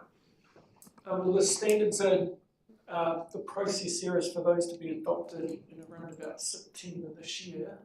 So potentially early in the new year for the incoming council to consider. That would be good. Yes, so I just wanted to add to that. So we are bringing to you the Western wastewater strategy as well, because remember we had so the more pressing scheme for us right now is probably also wastewater treatment, because that's due to expire in 2031. And as part of that, we were looking at either a pipeline or treatment plant upgrade. And based on previous indication, we were needing a decision by the end of this year to whether it's going to be a pipeline or a treatment plant upgrade to be able to progress that to make sure we meet the consent time frame. So that will be looked in conjunction with the Eastern District treatment system as well. So later this year, in the new year, that'll be brought to us. Is that correct? So I think or that to the new council. Correct, to the new council. Thank you. Councillor Redmond. Thank you. 2 or 3 questions. When the wastewater treatment plant was built, and I realise it's been altered over time, was there a maintenance plan, or did we know what the effects of that plant was going to have in terms of the sludging, for example? Caroline said the literature suggests desludging every 5 years. Well, was that not known at the time the plant was created? And I realise you weren't here at that time. I think I was. Is it, do you know something? Because I think. No, I don't know the answer. Yeah, but so what I was suggesting with, I don't think there is hard and fast rule on when you should desludge, and I think the main consideration is if you need to maintain your desludging in order to make sure your treatment plant performs. And I think the key indicator for us is whether monitoring the treatment plant performance to make sure that that is actually performing well. And also we were doing regular sludge surveys to inform us how much sludge is accumulating. That's where we plan the desludging for various years, but budgets for those. As you can see, it's quite an expensive exercise. So we can't afford to do that just nearly weekly. We need to have a good trigger and balance that off. So I would say that when we monitor our treatment plant performance to date, there hasn't been any deterioration in, or rather drop in standard with the treatment plant performance that is noticeable. But then we are aware through the sludge surveys that the sludge is accumulating at quite as high percentage now, and that should be the time where we should be looking at desludging to make sure we maintain that treatment plant performance. Yeah, I was wondering whether we need to be more proactive rather than reactive. And at the weekend, along with the Mayor, we looked at the Hercules out at the Air Force Museum. That had a life of about 15 years when it was purchased. Good maintenance, got it through for over, well, it's currently 60 years old, and it flew into the museum. I'm just wondering whether we're responding, when something breaks rather than maintaining a system at peak efficiency. Yeah, so in terms of the mechanical equipment, we do regular maintenance. And in terms of the treatment plant performance, because we do such regular monitoring, like it's a weekly sample. So if your wastewater treatment performance starts to trend downwards, it is not going to happen overnight. It will be an indication. So we do actually look at that closely. And if there is any clear indication that there is a reduction in our treatment performance, we certainly will be responding to those as that comes up, rather than finding out the next day that we fail our compliance because everything is, Right. So maybe I'll just a little bit more to that. So I think we are measured in the way that we manage our desludging. It would have been well known when we did the upgrade that we needed to desludge the oxidation ponds, the treatment ponds, on a scheduled basis, and we budgeted for that over time and carried it out. I think the desludging in the wetlands may not have necessarily been anticipated. I think that's probably something. But just something picking up on your principle, in terms of are we proactive with our maintenance, I think we've been shifting along that spectrum quite a lot. And examples are the UV lamps that we have at our treatment plants, our pump stations, particularly on critical infrastructure. And we're doing, Caroline and her team are doing a lot of work at the moment to look at exactly the best strategy for managing those kinds of things, so that we're not running any critical assets to failure, because we just can't afford to do that on some of those critical assets. And when is the best time to come in and carry out that proactive maintenance or replacement? So the example you gave of the Hercules is a very good one, and you'll see from the water safety plans you looked at today, there's a huge amount of work goes on behind the scenes in terms of managing particularly our water and wastewater schemes that Caroline and her team do, that you never really see. And hopefully you've had some insight into that with the water safety plans where you get 2,000 pages dumped on you, and that's actually, that 2,000 pages is really a summary of all the work that's going on. And this sort of thinking that you see has gone into the strategy around the wells in Mandeville. That's the kind of thinking that we bring to everything we do. And we talk about sludging, desludging today, but I can assure you there's other pieces of work going on right now, particularly the trunk wastewater system and the maintenance on that I think is bringing that proactive approach to the way we operate and maintain our systems. My comment didn't relate to the other areas, only the desludging in particular. Finally, I had a look through the wastewater treatment plant at Rolleston a year or so ago. Are we looking at sort of alternative means going forward? There are rumours that discharging the water may not be supported by the iwi, and there may be difficulties getting a further consent. It's a moving playing field, but obviously these things are around the world internationally. There must be affordable schemes if we're looking at land-based treatment rather than piping out to sea, and that's quite a big topic. Are we looking at all options? I was quite impressed with the Rolleston plant, which is relatively small. It's all enclosed, didn't see any midges. And housing, of course, is encroaching, getting very close to where their plant is in Rolleston.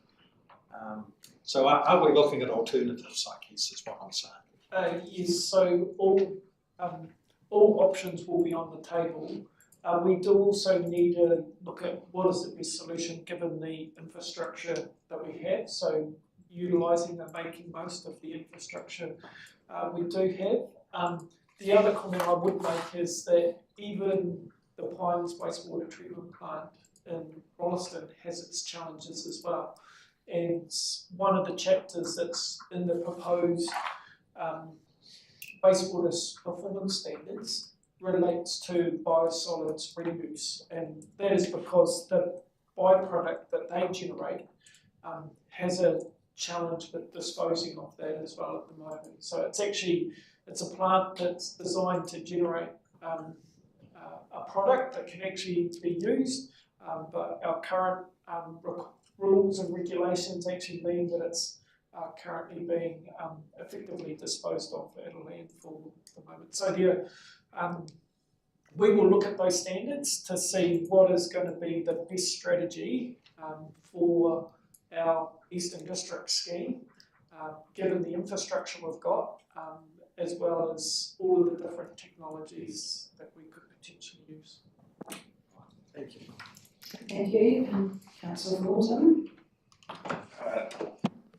Thank you, Madam Chair. Just picking up on that comment about alignment of our Oxford and the considerations we have there in terms of which way to go, consenting, and also what we're dealing with in Eastern Districts. Is there a case for a kind of moratorium on major capital works until we get those two things aligned?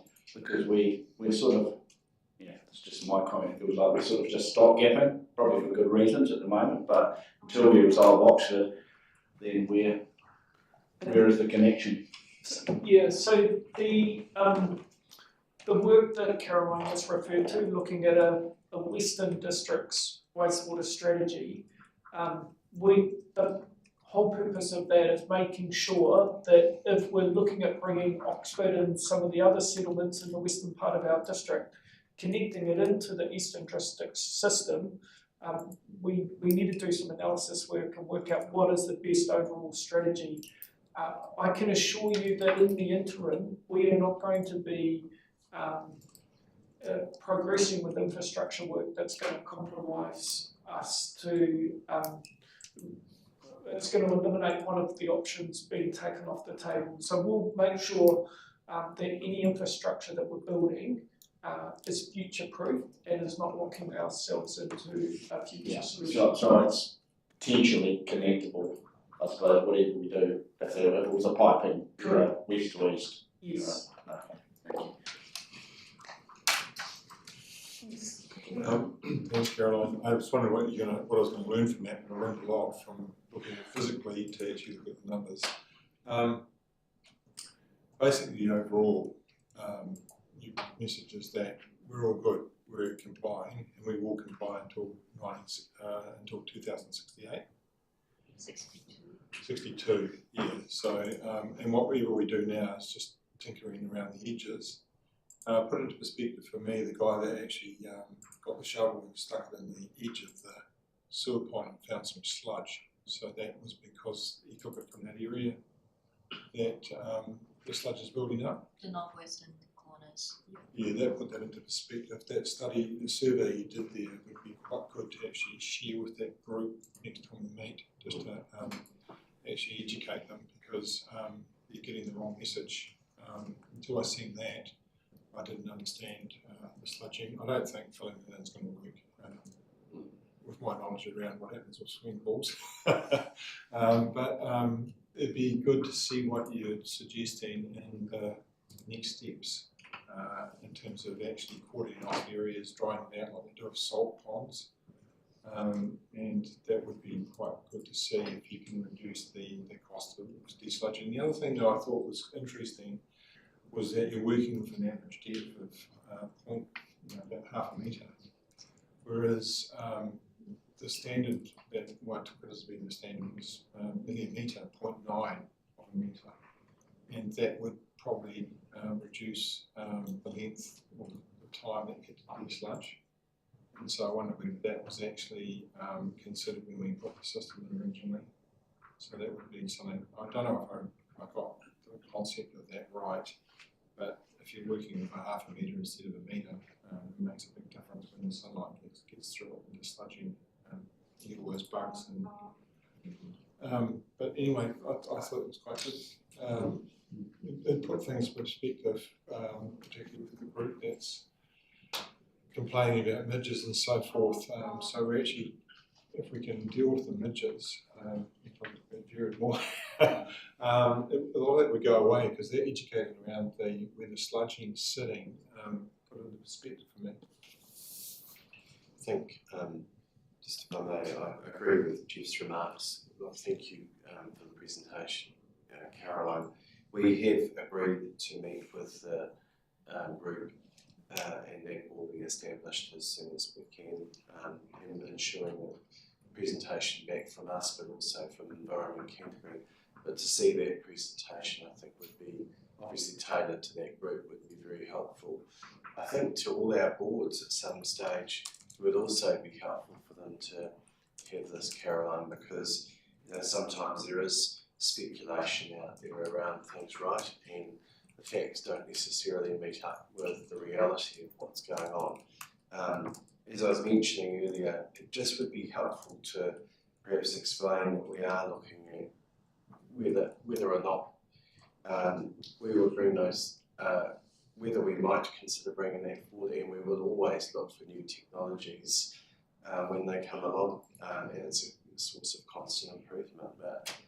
But people should be rest assured that the plant now is more than meeting its requirements. It's fully compliant with the and operating under that. But we should always look for improvements, and when new technologies come along, be aware of it. But also to note that there is cost and consequence for doing so, and there are always things that we need to be aware of. But I think you've done a really good job explaining it today. Thank you. Thank you. So there we go.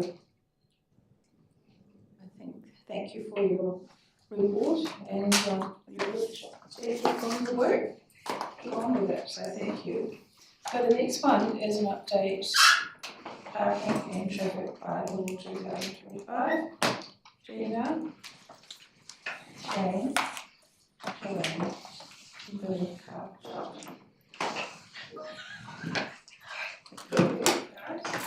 Might need to bring another chair, a couple of chairs up, thank you.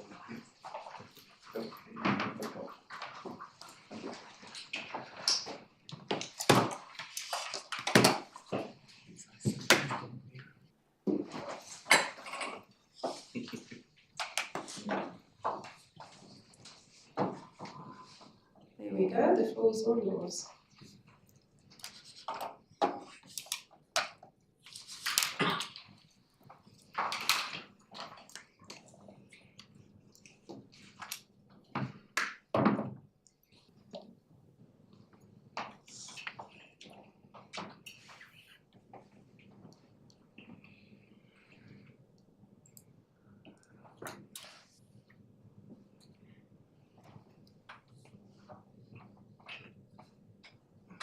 Okay, you put yours on. Okay, sorry.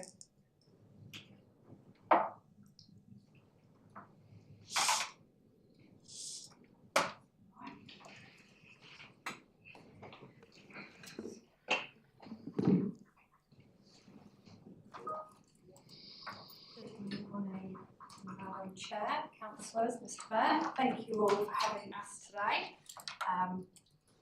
We're here to talk about the draft parking and traffic bylaw. I'll run through a brief recap of our journey so far. I'll run through the key proposed changes, the next steps, and then open it up for discussion. So the process of reviewing and creating the bylaw, most of these steps are self-explanatory. We identify a problem, gather evidence, determine whether a bylaw is the most appropriate way to address the problem, determine that the bylaw is the most appropriate form, which means it covers all the details of how the local rule is written, implemented, ensuring it's legally valid, and then we just ensure it doesn't breach anyone's rights or have any implications under the Bill of Rights. So back in December, I brought to council the section which identified that the bylaw didn't address all parking issues and identified it had limitations and required some improvements. Several traffic issues weren't covered by the 2019 bylaw. The section 155 recommended some refinements and some new additions and signalled that we would look into replacing the 2019 bylaw. In March, I came to a UNR workshop and we covered the purpose of updating the bylaw, the proposed new bylaw's purpose, highlighted some of the key amendments, enforcement strategies, and went over process and approximate timeline. Since then, we've been requested to come to you today just to do a follow-up workshop and allow you to ask any more questions you might have. The goal of the traffic and parking bylaw is to manage traffic and parking within the district. We have widened the scope, so it's now parking and traffic bylaw. The scope has been widened to take into consideration legislation, changing community needs, technology advancements, and best practice around local councils in New Zealand. There's a few things that inform a bylaw.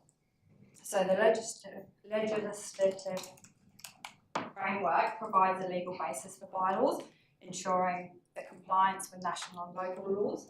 We also use our strategic documents to ensure that the bylaw aligns with our broader goals. We use data analysis and offer evidence-based insights, internal stakeholders. So this engagement with the roading team, ESU and other departments ensures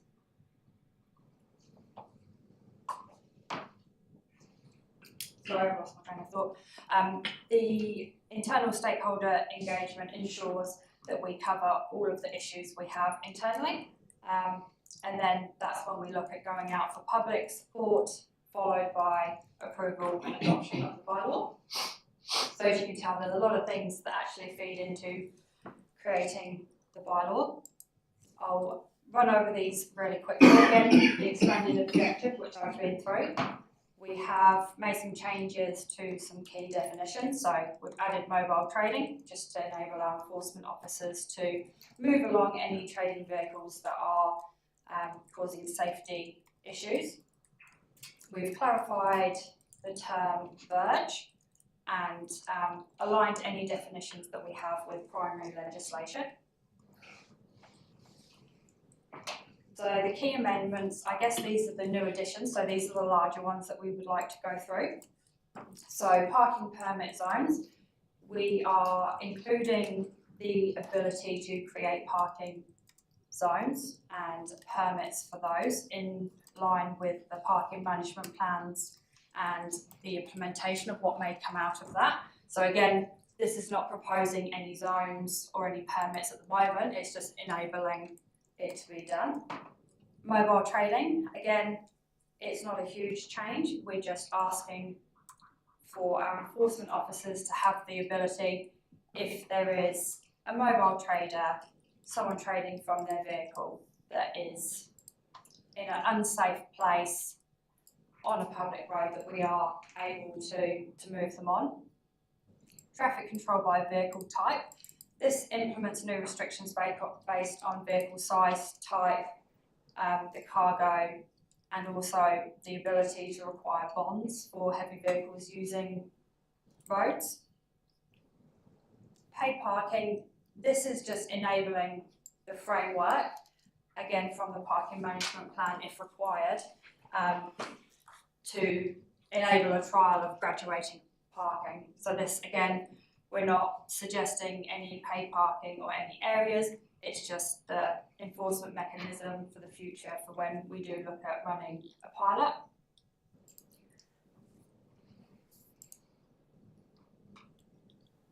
I'll hand over to Shane. So we've added a number of traffic controls to this. At present, the existing bylaw covers just parking. To be very clear, these traffic restrictions at present, they exist out on our network, but we don't have the legislative backing for them. So the language behind each one of these new traffic controls generally follows the practice set in similar traffic bylaws at other RCAs across the country. So our existing schedule already has time restricted parking, mobility parking, loading parking, and most of our class restricted parking. That's motorcycles, EVs, chiefly motorcycles, EVs, occasionally some bus stops. We are adding in one-way streets, and that effectively the language is you have to follow the signs where one-way streets have been adopted. And examples would include Raven Key by the Kaiapoi Service Center, no stopping, which we have spread across the district in locations near and far. Keep clear zones, we have a number of them at level crossings, top of Coldstream, East Belt, other couple locations. And to be clear as well, so these are all existing controls. As you all are aware, you have the delegated authority to adopt these, so these have already chiefly gone through UNR in the past, but we didn't have the bylaw language to support them. Any places we have posted bus stops, special vehicle lanes. And to be very clear, special vehicle lanes is a broad catch-all term that does include T2 lanes, it includes heavy vehicle lanes, it includes bus-only lanes and cycle lanes. Of those, we only have cycle lanes at present and potential for a stretch of the T2 lanes on Ukraine Road. Still a question mark around that. So as part of this process, we are not planning on adding new facilities. This gives us the option in the future to consider those. Similarly, shared paths and shared zones. We have one shared zone to my knowledge over on Raven Key again. Turn restrictions, for example, at the bottom of Albert Street onto High Street, Queen Street onto Ashley Street. These are existing controls that have already been adopted by council but just don't have the bylaw backing. Engine braking bans, those have been posted around the north side of Rangiora chiefly and west side. And then intersection controls, that would be giveways and stop controls. That's going to be a big add to the schedule at the back of the bylaw. Pedestrian crossings, and this would be zebra crossings, and again, any changes to giving pedestrian priorities, those have to be approved through UNR, so these are all just approved locations, we are not adding any at this point. And finally, identifying explicitly parking places, which would be our car parks, the large council car parks, just to meet the definitions with the Land Transport Act.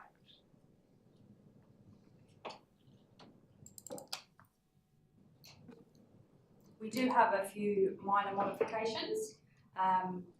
So the no parking on certain parts of the road, we've just added some details. Parking of mobility devices, again, just clarified the language around pedestrian pathways. Temporary discontinuance of parking spaces, so we've just added in some clarification around when we might do these.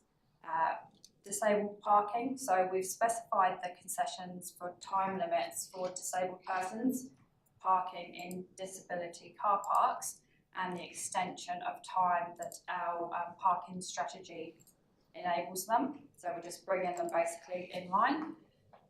The motorhome and mobile vehicles and trailers, so we're aligning the regulations that we have with legislation and just clarifying some parking limits, just to, I guess, ensure that the actual point of the clause is not being taken advantage of. So again, just some clarity. Working on vehicles, again, just detailing that if people do need to work on a vehicle on a road, that it's done safely. We have removed the definition electric scooter from the bylaw as it's covered under the Land Transport Act road user rule. And vehicles for display and storage, these are covered under the signage bylaw, so we've just removed them from the parking and traffic bylaw. There's a few administrative provisions which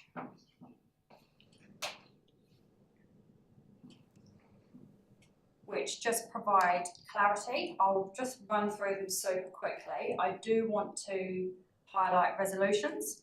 So around enforcement, we've just had some wording changes to make it clear for the authority and for our general public that would be reading the bylaw what their rights and obligations are.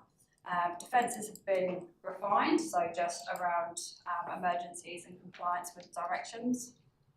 Penalties, again, just aligning with legislation, so some minor wording changes. Exemptions, so this applies to emergency services. Again, minor wording changes for clarity. Resolutions, I have added into the bylaw that anything to be added to the schedule, so as Shane said, one-way, turn bans, all of these types of traffic regulations will need to come through you and by resolution then be added to the schedule. So this bylaw enables you to add all of these traffic and parking areas to the schedule, but they will need to come through you in detail. That's not what we're doing today with the bylaw. Power to amend the schedule, so again, if we're making changes, coming to you guys. And then the addition of pedestrian crossings and intersection controls added to the schedule as requested by the police to enable them to enforce these traffic controls.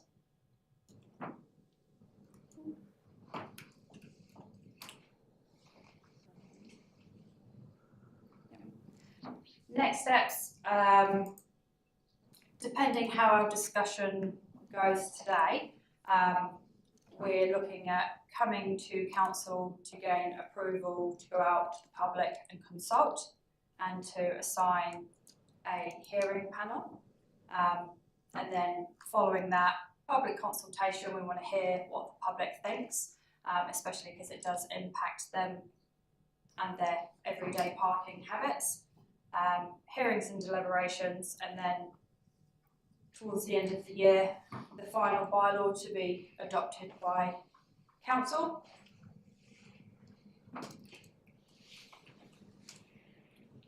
So I've just got on screen just a really quick summary of the changes that we have in the bylaw. We have expanded the scope, so it's quite a bit larger. However, as you've heard, most of the traffic stuff we are adding, we already have in the district, we just don't have the ability to enforce it. So I've got my team of experts here with me, so if you've got any questions, they'll be happy to answer. Thank you. Mayor Dan. Thank you, Gina, for the explanation. A few points. Firstly, it's really around enforcement as my interest here this morning. So we presently issue tickets or for warrants and registration. Where is that contained in the bylaw? I was having a look through and I'm just interested to know where that comes in. Warrant and registration offences are under the legislation, it's not in the bylaw. Okay.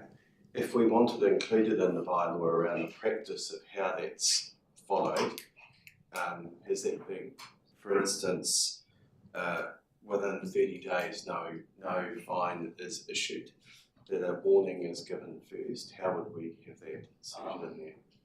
That would be our operational decision, so it wouldn't require to be in the bylaw.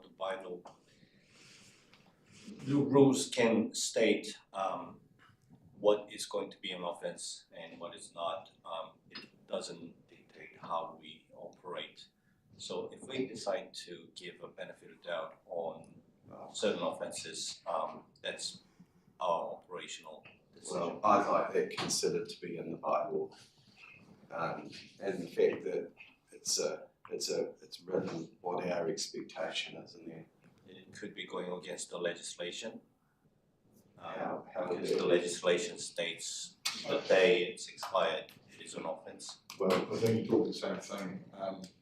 When you're saying operations, the council can make a direction to the staff to treat the offence in a certain way. So I think we both. Well, indeed. It doesn't have to be in the bylaw. But well, Jeff, I think I'd like it in the bylaw. The reason being is that I constantly get complaints about this, and it's around that we want education first, right? So I'd like it to consider to be and why we can't have it in there, because that's the direction I'd like personally. I'd like to understand why we couldn't have it in there if we wish to have it in there. I think we would need to seek some legal advice on that in terms of where. It's a guided practice note though, right? Yeah, but then why does it need to be in a bylaw? Well, why do we need to be doing it in the first place? No, again, that's an operational decision for this council, but the question is the right place for it to sit in the bylaw? And I think that's just something we'd like to seek. So we can look into that and respond. Well, it's just yes, please, because this is a constant issue coming up around it, and I would like to know before a bylaw comes to us, I would like to understand in practice why some of these things couldn't include. I've raised these several times. I'm not satisfied with where it's at. So now is the time you're asking us to approve a bylaw. Until I'm satisfied that these are being addressed, I'm not going to approve a bylaw to go into consultation. I 100% agree with Joanne, we would need to get legal advice. However, I do think it would be outside of the scope of the bylaw. So an offence is legislation that our enforcement officers follow. So, but we don't have to follow it. We don't have to follow the law. Not everyone. Well, no, I'm not saying we don't have to follow it, but we make a choice to go out and enforce warrants and registrations. It's a police function. We make the choice to do that, right? We don't have to operationally go out and look for those things, but we do. I'm not saying it's a bad thing to do. I do generally want to see compliance and have people have safe vehicles. But we're in a situation where there are a lot of people in hard times, and we're issuing fines to them, whereas sometimes a bit of warning and a bit of notice would enable compliance. That's the balance I'm trying to see here. It's not this is a resource question for council, and I just would like to see us find a way of getting that balance right. Sure, and I think we'll take that away as a group and think about how we could support the direction council would like to take. whether it's an operational document that sits alongside it or something like that, we can look at some options. Just to add, we do have operational manual for the officers. The officers are supposed to be issuing when it's 5 weeks and over, and that's the direction. Well, that's not what's happening, Luke, in practice. We are reviewing on every single occasions when they come in and they go through the process. If it's not followed, it will be marked as their performance issue and will be reviewed. Okay, well, I've asked that be used. I'd like you to come back before this bylaw goes out. I want to be assured of how we're operating in practice, because this gives authority under the council's operation for this to happen as well. And I'd like to make sure we've got these things right, because that's what the public expect of us. Around education first, my understanding is that is the philosophy. Is that being put in practice? Is how we're operating first? So we're warning people. How do we go about that when we're dealing with the public? Yes. So issuing the issuing the infringement for warrant and major situation, like I just mentioned, in the operation manual, we direct the officers to issue after 5 weeks that we confirm with the live information we get on the device. Anything inside the 5 weeks, we do have option to issue warning notice. If they decide to do it, it is not a directed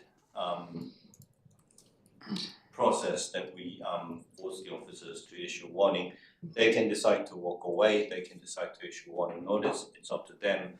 We rather prefer them to issue warning notice because it will indicate the drivers that they're breaching certain rules. But warning notice, we do get some feedback from warning notice as well. Some are gracious and some are quite, they think it's an infringement notice sometimes. I can also concur that I have a family member who got a $200 fine. A very busy person who omitted to renew her warrant fitness by 2 weeks, and she got a $200 fine, end of story. So I really think that we need to be a little bit more accommodating or careful about making sure that we are actually constructive and not destructive in doing this and in supporting what happens out there. So look, a notice, a nicely worded notice in practice is what I personally like to see us consider and put on the windscreen rather than issuing a ticket to them, which people then have to then go and look through how they find the process to getting it right up. Because by the time they get that, they get all wound up, and when what we really want to see is compliance. That's what we're all wanting to see. Fines is the last resort as far as I'm concerned. I'm not interested in the revenue. I'm interested in getting compliance here. The other is just around, before the this goes out publicly, I would like to see the comms plan for this, because Oxford was not a good example. I don't think, in my personal opinion, I think we should have some learnings from that exercise, because it got people very wound up out there when I saw on the Facebook pages. So I would like to, not that Facebook is the actual official record, but we want to get this right. The other is, so on the trial that we're looking at for paid parking, will it be made very clear that this is about a trial and it's not in general in introducing paid parking to the district? So the bylaw is just enabling that pilot to go ahead. We don't have any details on where the pilot will take place, figures, anything like that. This is purely just a framework to enable us to do that. I don't believe there is officially communications around that we are doing paid parking, it's just we've signalled we're, investigating graduated parking, so I don't have any details on it. This is just the framework to enable when the team comes to implementing paid parking, graduated parking, this allows them to do so and allows us to enforce it as needed. Can we just make sure that that's really clear, so people don't think that we're introducing paid parking generally throughout the district, that it's just for the purposes of a trial? I think we could do an FAQ. I can just see the cons that will come about from it as a result. Jeff? I'm just listening to your conversation. I think there might be an issue in our practice versus what's happening in our policy. So with Warren Fitnesses and so forth, it's more than 5 weeks I heard we would give a warning if it was out under that, and over that it would be a ticket, a mandatory ticket. But the discretion to give a warning sits with the officer. Some of the instances that have been brought to me have been one day that we've given a ticket.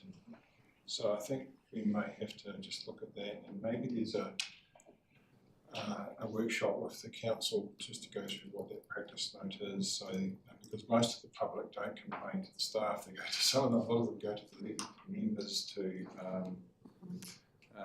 complain, and I think it would be quite valuable to just work through what some of those practices are that the staff are using to enforce the law. Yeah. It's not very good PR on behalf of the council. No, So just one more question. The localities where it's enforced, the enforcement applies as town centres, it's not throughout the district, is that correct? So Cuss, for instance, is that an area where enforcement applies? So technically enforcement would apply throughout the district. Is there a specific part that you're questioning? So would it be Burgess by any chance? Well, I just want to check, because if it's in general around parking or other matters, if we're giving a blanket to that, I'm not comfortable with that. Town centres, yes, or where there's issues, but I'd like to understand where it applies and where it doesn't. Because I didn't realise, my understanding is in practice for parking was within our town centres. But I am hearing that it's being applied elsewhere in the district. Like Cuss, for instance, I was told of one the other day. Now that may well have been because of a complaint, I don't know. But look, like as the CE's just mentioned, as elected members, we are the ones that hear the feedback. And that's operationally a job for staff. We get the feedback when it doesn't go well. But there's always two sides to everything. Hear that and understand that. Probably better than most, because I get both sides of it all the time, right? But where it's being applied is of interest to me, and I'm sure it would be to other elected members, because town centres is where we've got our issue. If we're going to Cust or other localities, is there an issue that we're not aware of, and why is it being enforced there when my understanding the focus was on our town centres? So this is separate from the parking management plan. So the work that the lovely Hike's doing is separate. Hike's looking after the town centres, parking in those areas, and how we can, maximise what we have and what we're going to need in the future. The bylaw is separate. It does apply to the whole district. I can tell you our enforcement officers, they don't go on a drive to Cust looking for issues around parking or someone parked on the berm. However, this is a framework for if Luke receives a complaint that someone's parked unsafely, damaging the grass verge, he can go out there and ask them to move it. If there's not compliance, and when we start with education, if there's no compliance, he has the ability that they are breaching the bylaw. If he wanted, he could effectively prosecute them, which we are not. That's not our intention. Our intention is to protect council assets, to to ensure safety, so that our officers, when they go out there and ask people to move mobile trading vehicles that are in unsafe locations or vehicles that are damaging the grass verge, that they have the capacity to do that and they are able to. So you're telling me that in practice, we are only going out there where there's complaints. If in those localities we're not out there looking for it actively. Yes, correct. Our main monitored areas in the townships, simply where the time restrictions are, that's our main focus. Anywhere outside of this area is whenever we have complaints, respond to the complaints and take care of that situation. I think it would be very helpful, based on the points I'm raising, that we do have a workshop on this, so we are all clear about what is being applied and what isn't. And if, Luke, in practice it is 5 weeks, if that's what the operating practice is, well, I'd like to just see, I'd like to see the operating guidelines myself, so I understand what it is that's being considered, what is being applied and what isn't, and what discretion there is. I think that would be very helpful, because I would like that confidence before I approve any bylaw. So I think what you're actually asking is separate from the bylaw. So the bylaw gives them. I want to be confident before I approve the bylaw that the practices personally is being applied as we would like to see it being applied. So more of the operations rather than. I don't want to get into operations normally, but what's happening and what's being applied, there are instances where I just want to feel confident it's being applied as we would see it. And if I don't want to be going through and directing things, that's not what we're about here, but if there's a practice occurring and continuing to occur that we're not happy about, where do we address that? Because the public expect us to be asking these questions so that things are applied correctly and fairly. I think it's pretty fair. What we're saying here is that we've got a bylaw that says if you park, you're going to get a ticket. The other thing is if you've got if your registration's out, ticket. But what we're saying here is that we're not going to apply that. The staff are actually putting in place a standard safeguard for themselves as much as anything as well. But and the council were trying to understand, well, what is that leniency that you give before you enforce the bylaw? So I think that's probably fair that they actually understand that, how it's going to be applied. So I think that's what we're trying to achieve here. So the bylaw doesn't give anyone authority to issue any tickets. The tickets is like the primary legislation. You know, the government sets the time limits, fees, and so they set those limits. The bylaw nowhere says anything about issuing tickets for overtime limits or parking on verges. That's not the intent of the bylaw, if that makes sense. I just think there's some confusion around. It's okay. I think that's the reason. One of the reasons for a request for a workshop from the council. So that's a pretty clear message. I'll have a chat with Kelly Lavalli so that we can just align how to come back to you to talk about just to give an understanding of the framework, where the bylaw sits, where our practice sits. What our operational guidelines and discretion we have, as well as the separate issue of the bylaw. So we can definitely bring that back to you in a week. Right, we have Philip, and then Paul, and then Nikki. Thank you. Yes, that was a good discussion about enforcement, but I don't have a question on it. What is the status of the current bylaw, which I note was due to be reviewed by December last year? So it has been, the review has been complete, so that's the section 155. And once that is complete, we have 2 years from that date to then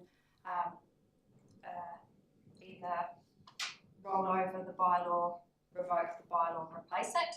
So this is where we're at. We're replacing it, but we do have until December 2026 to do that. So it's still in effect at the moment, but we need to have it moved on by the end of 2026 December.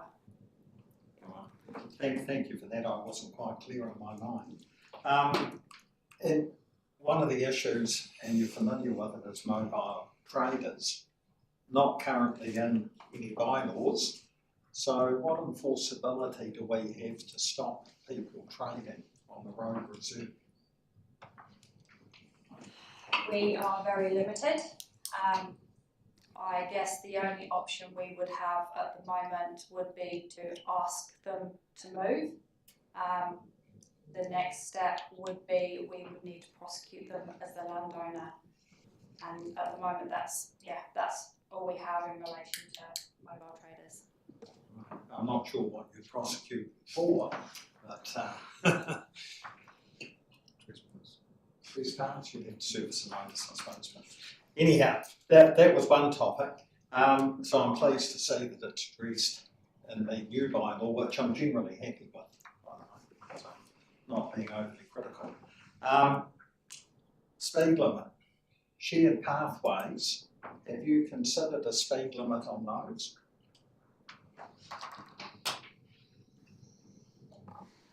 There was some conversation around imposing speed limits that was in 2020s. 2020, I think. Yeah. That's a long time ago. It was a package that was considered, I don't know if it got to cabinet, but it was considered by government, and I don't believe it would have some successful streets. Has not gone anywhere yet, so I think that is. Do we have control in the bylaw to impose a restriction? Not a speed limit. I mean, pedestrians quite often take their lives in their hands with these cyclists whizzing by at 30 k's. We don't have any control in a bylaw. I don't believe the bylaw would be the mechanism that would need to be used. It would need to be a national set speed limit, the same as what they do with roads, would be my initial thought.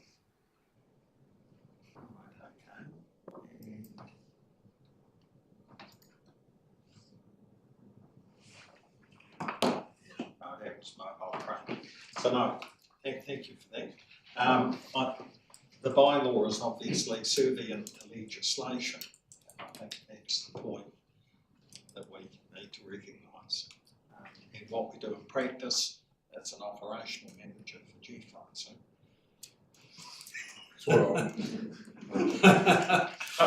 All right, thank you. Now, Paul. Thank you. I see removing the vehicle signage and display from the bylaw into the signage thing.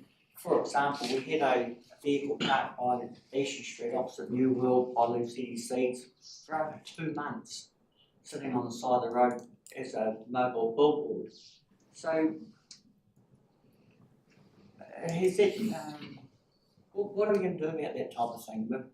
It's happening all the time. We've got the record places doing it. We've got the van with the wanting to buy cars, wrecking. We've got an MP at the moment parked for the last couple of weeks down Easton Street on the side of the road. There's a van parked here. So, what's the situation with those type of things? Particularly when they're parked in the opposite New World, taking up the whole park for a couple of months, and we're short of parks in those areas.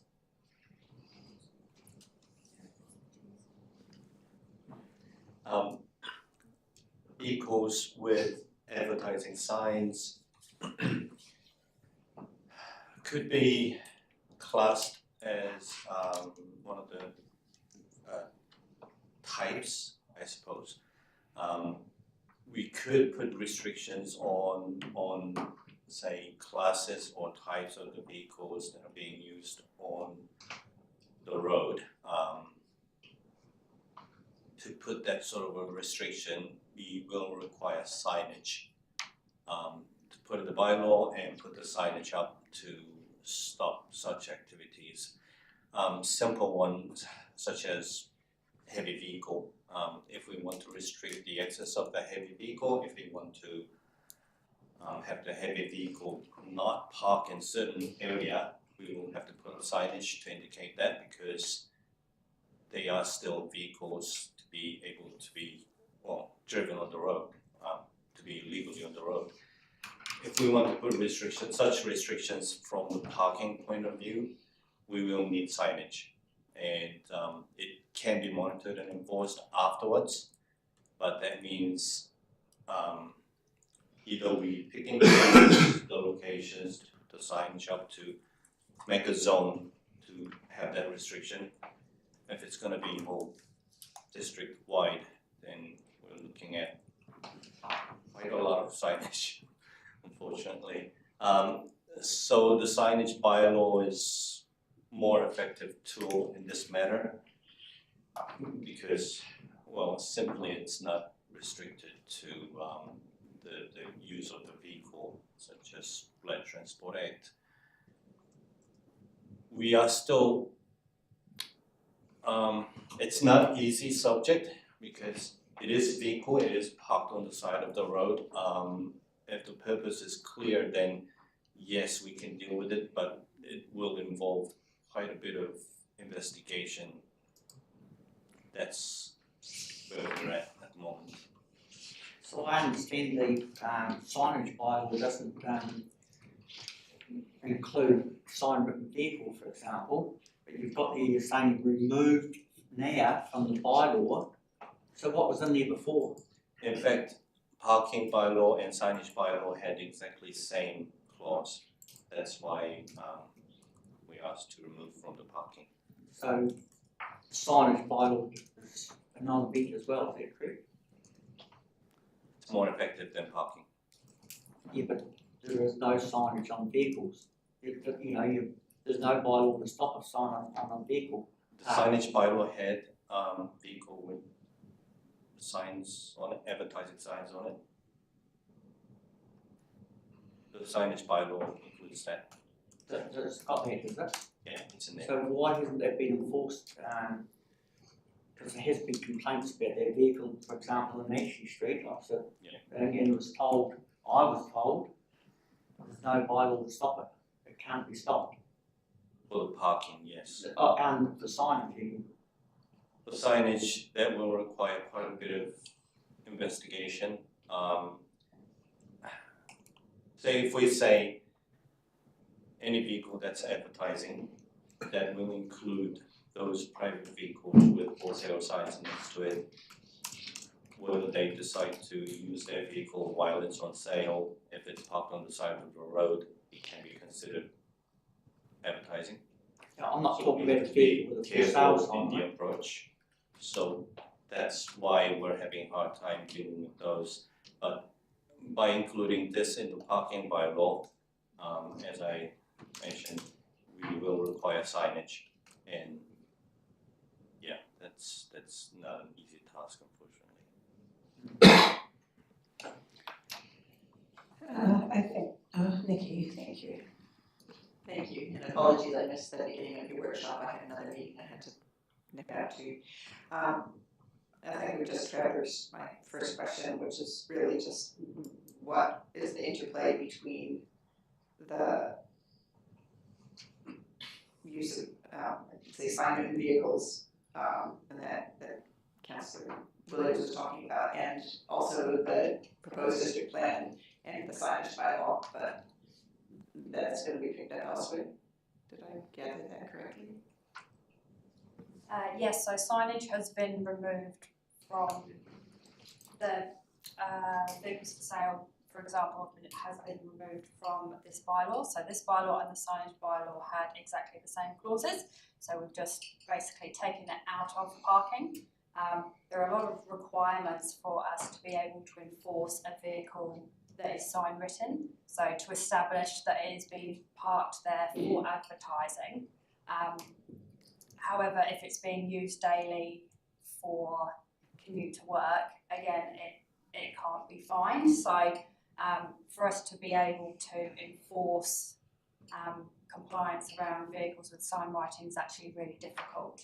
So whether it's a for sale on the back or a councillor label on the side, which are all technically advertising, if it's being used every day to and from work to pick the kids up groceries, we can't actually infringe them for using their vehicle, which happens to be sign written or advertising, yeah, so, Yeah, I mean, if it's not just moving. parked there and left there for months on end or whatever. Correct, I can't say anything to the situation that Councillor Williams was referring to, so I'm not sure what that situation is, but under an enforcement angle, we wouldn't be able to enforce no one having any signage on their vehicles. Yeah, that would be like the pizza truck Be or the worst. whatever, yeah, I get that.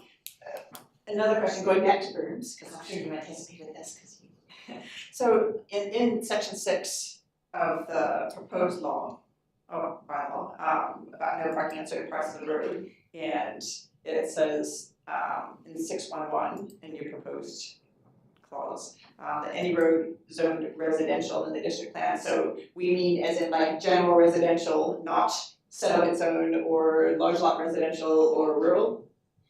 And question mark, and also in 6.12, it talks about, hang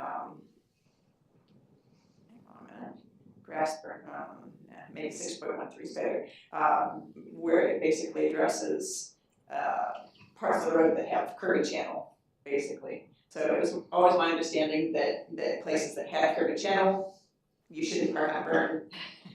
And in a place like, let's say, outside of the Ohoka domain, Farmers Market Day, that is the only parking in that place. So we aren't precluding the use of the berms for that purpose in that zone? Or are we? Because I think we need to look at that a bit more closely if that's the case.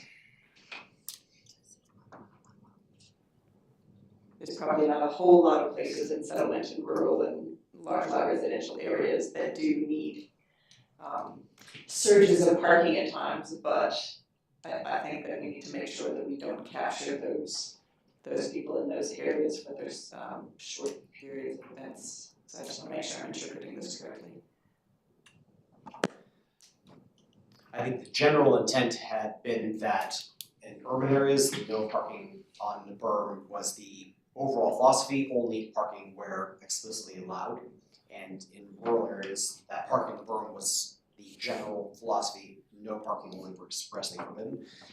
I think we probably do have a little bit of a vague, there's probably a lack of clarity in terms of Res 3, which would be townships, and Res 4, which would be large lot residential, and how that applies here. So I think that is probably something that we do need to clarify. Ohoka, cusp, and septic. So having just spent time discussing in another room definitions of urban and rural, I would suggest that perhaps we further delineate this by making reference to urban areas being Kaiapoi, Woodend, Rangiora, Oxford, or whatever, rather than just the zoning.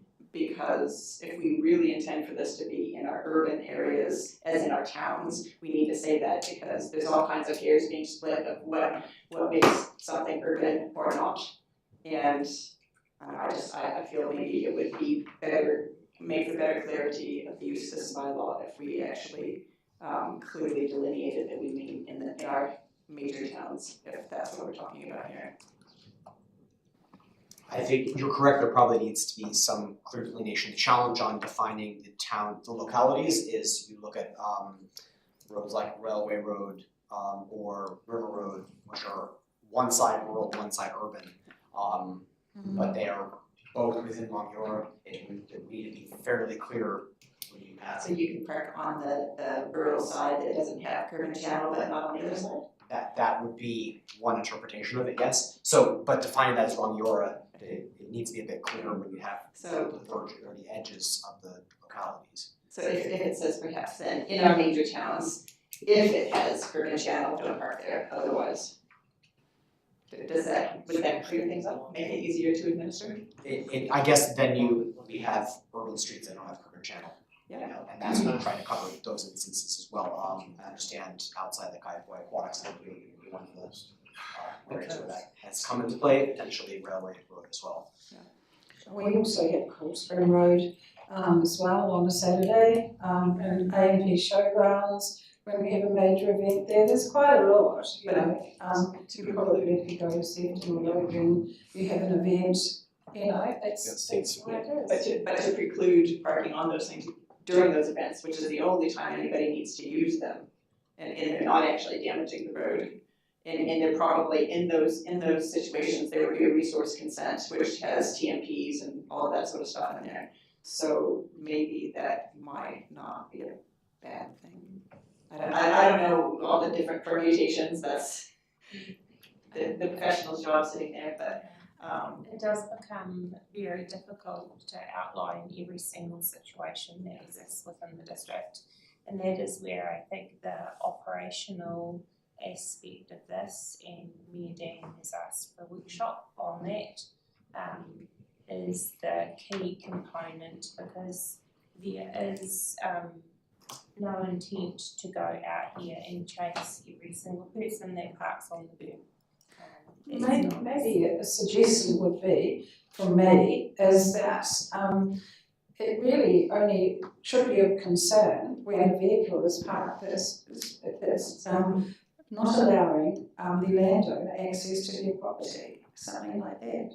I think there are other safety considerations which will also need to be taken into That's probably what we have to talk through. All right, so we need to I move on. did have one last question, just on page 21, which is the, where we're talking about mobile trading, in section 16. How would, in 16.2, in the proposed 16.2, how would that work with, say, a cookie time? Christmas time, there's all those, university students pop up all over our town and sell cookies out of the backs of their cars on the side of the road. So we're saying that's, I'm ambivalent as to whether that's a yes or a no, but are we saying that that's a no, or do they get caught up in this? We are saying if we received a complaint around safety, the officers would go out and move them. We're not going out and targeting all of the cookie time. We just want to ensure that council assets are not damaged and the public are safe. So again, we're not going out looking for issues, problems, anything like that. We just want to, in situations where there is risk to the public or property, that we are able to move mobile traders along, and it would include anyone selling stuff from the boot of their car or anything in general. Cookie time or peaches or plums or something on Salisbury Road at peak hour, not such a great idea. Got it. Thank you. Just two more quick questions and we're going to wrap this up. Brent and then Mayor Dan, you can finish. Thank you, Madam Chair. Just clarification with regard to section 12. You've said motorhomes and mobilised vehicles and trailers. Does that also include vans? And it says in a public place. Does that also include beach settlements and reserved car parks, please? Because we're seeing effectively lots of vans parking in those areas for extended periods of time, particularly in reserved car parks. Thank you.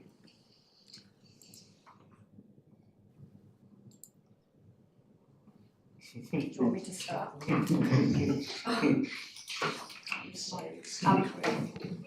I will start. Yes, it will include green space car parks. This is one of the issues that has come up through green space, along with the work I'm doing on investigating a public spaces bylaw as well. So yes, it will limit the parking and apply to those parking in the green space beach car parks. And in relation to vans, that's Luke's area of expertise. So we're targeting motorhomes. Simply put, vans not included. It's just considered as one of the vehicle types. We're just targeting those big vehicles with the vehicles that are classed as motorhomes or converted house buses, which are reasonably big enough. However, to capture all the vans that are converted is just too much of a task to class them separately when they're not in fact classed different. they're just classed as van. So if we target those vehicles, we end up targeting all the vans, including the people mover vans. So that's the challenge we have. I just want to try and get some clarification so there's no grey areas. Thank you.